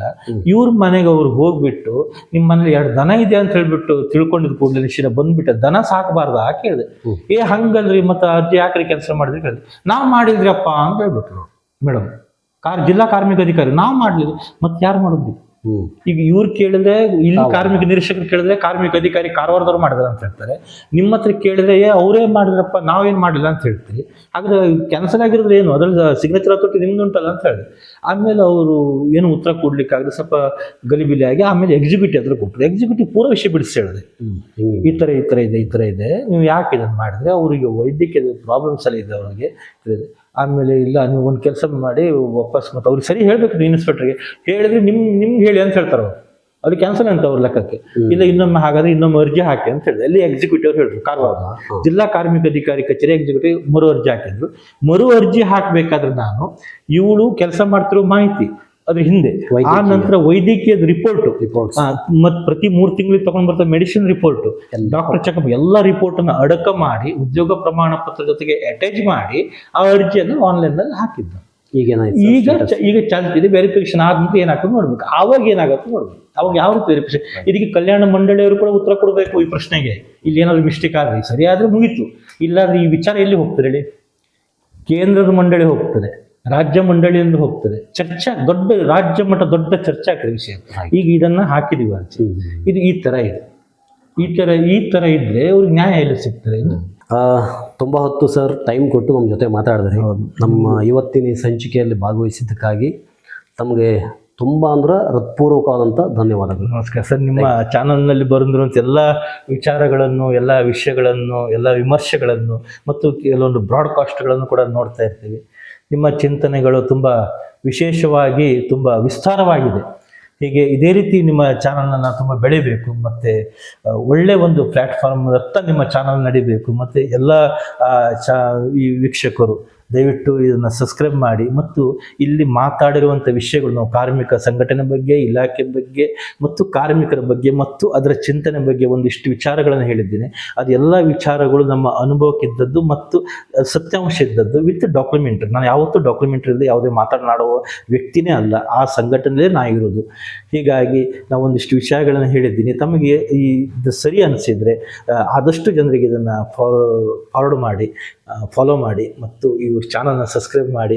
ಇವ್ರ ಜೊತೆಗೆ ಎಲ್ಲರೂ ಒಳ್ಳೆ ರೀತಿಯಲ್ಲಿ ಒಳ್ಳೆ ಪ್ಲ್ಯಾಟ್ಫಾರ್ಮ್ನತ್ತ ಬೆಳಿಬೇಕು ಅಂತೇಳಿ ನಮಸ್ಕಾರ. ಇವತ್ತಿನ ಈ ಒಂದು ಸಂಚಿಕೆಯಲ್ಲಿ ಕಾರ್ಮಿಕರಿಗೆ ಸಂಬಂಧಪಟ್ಟಂಥ ಸಾಕಷ್ಟು ವಿಚಾರಗಳನ್ನು ಮಾತಾಡಿದ್ವಿ. ಅದನ್ನು ಚಿಂತನ ಮಂಥನ ಅಂತ ಹೇಳೋದು ನಿಮಗೆ ಬಿಟ್ಟಿತ್ತು. ಆ ಸಲುವಾಗಿ ಇವತ್ತಿನ ಈ ಒಂದು ವಿಡಿಯೋ ಸಾರ್ಥಕ ಅಂತ ನಾನು ಅಂದ್ಕೋತೀನಿ. ಸ್ನೇಹಿತರೆ, ಇವತ್ತಿನ ಈ ಒಂದು ವಿಡಿಯೋ ನೋಡಿದ ತಮಗೆಲ್ಲರೂ ಕೂಡ ಧನ್ಯವಾದಗಳನ್ನು ಸಮರ್ಪಿಸುತ್ತಾ ಥ್ಯಾಂಕ್ ಯು.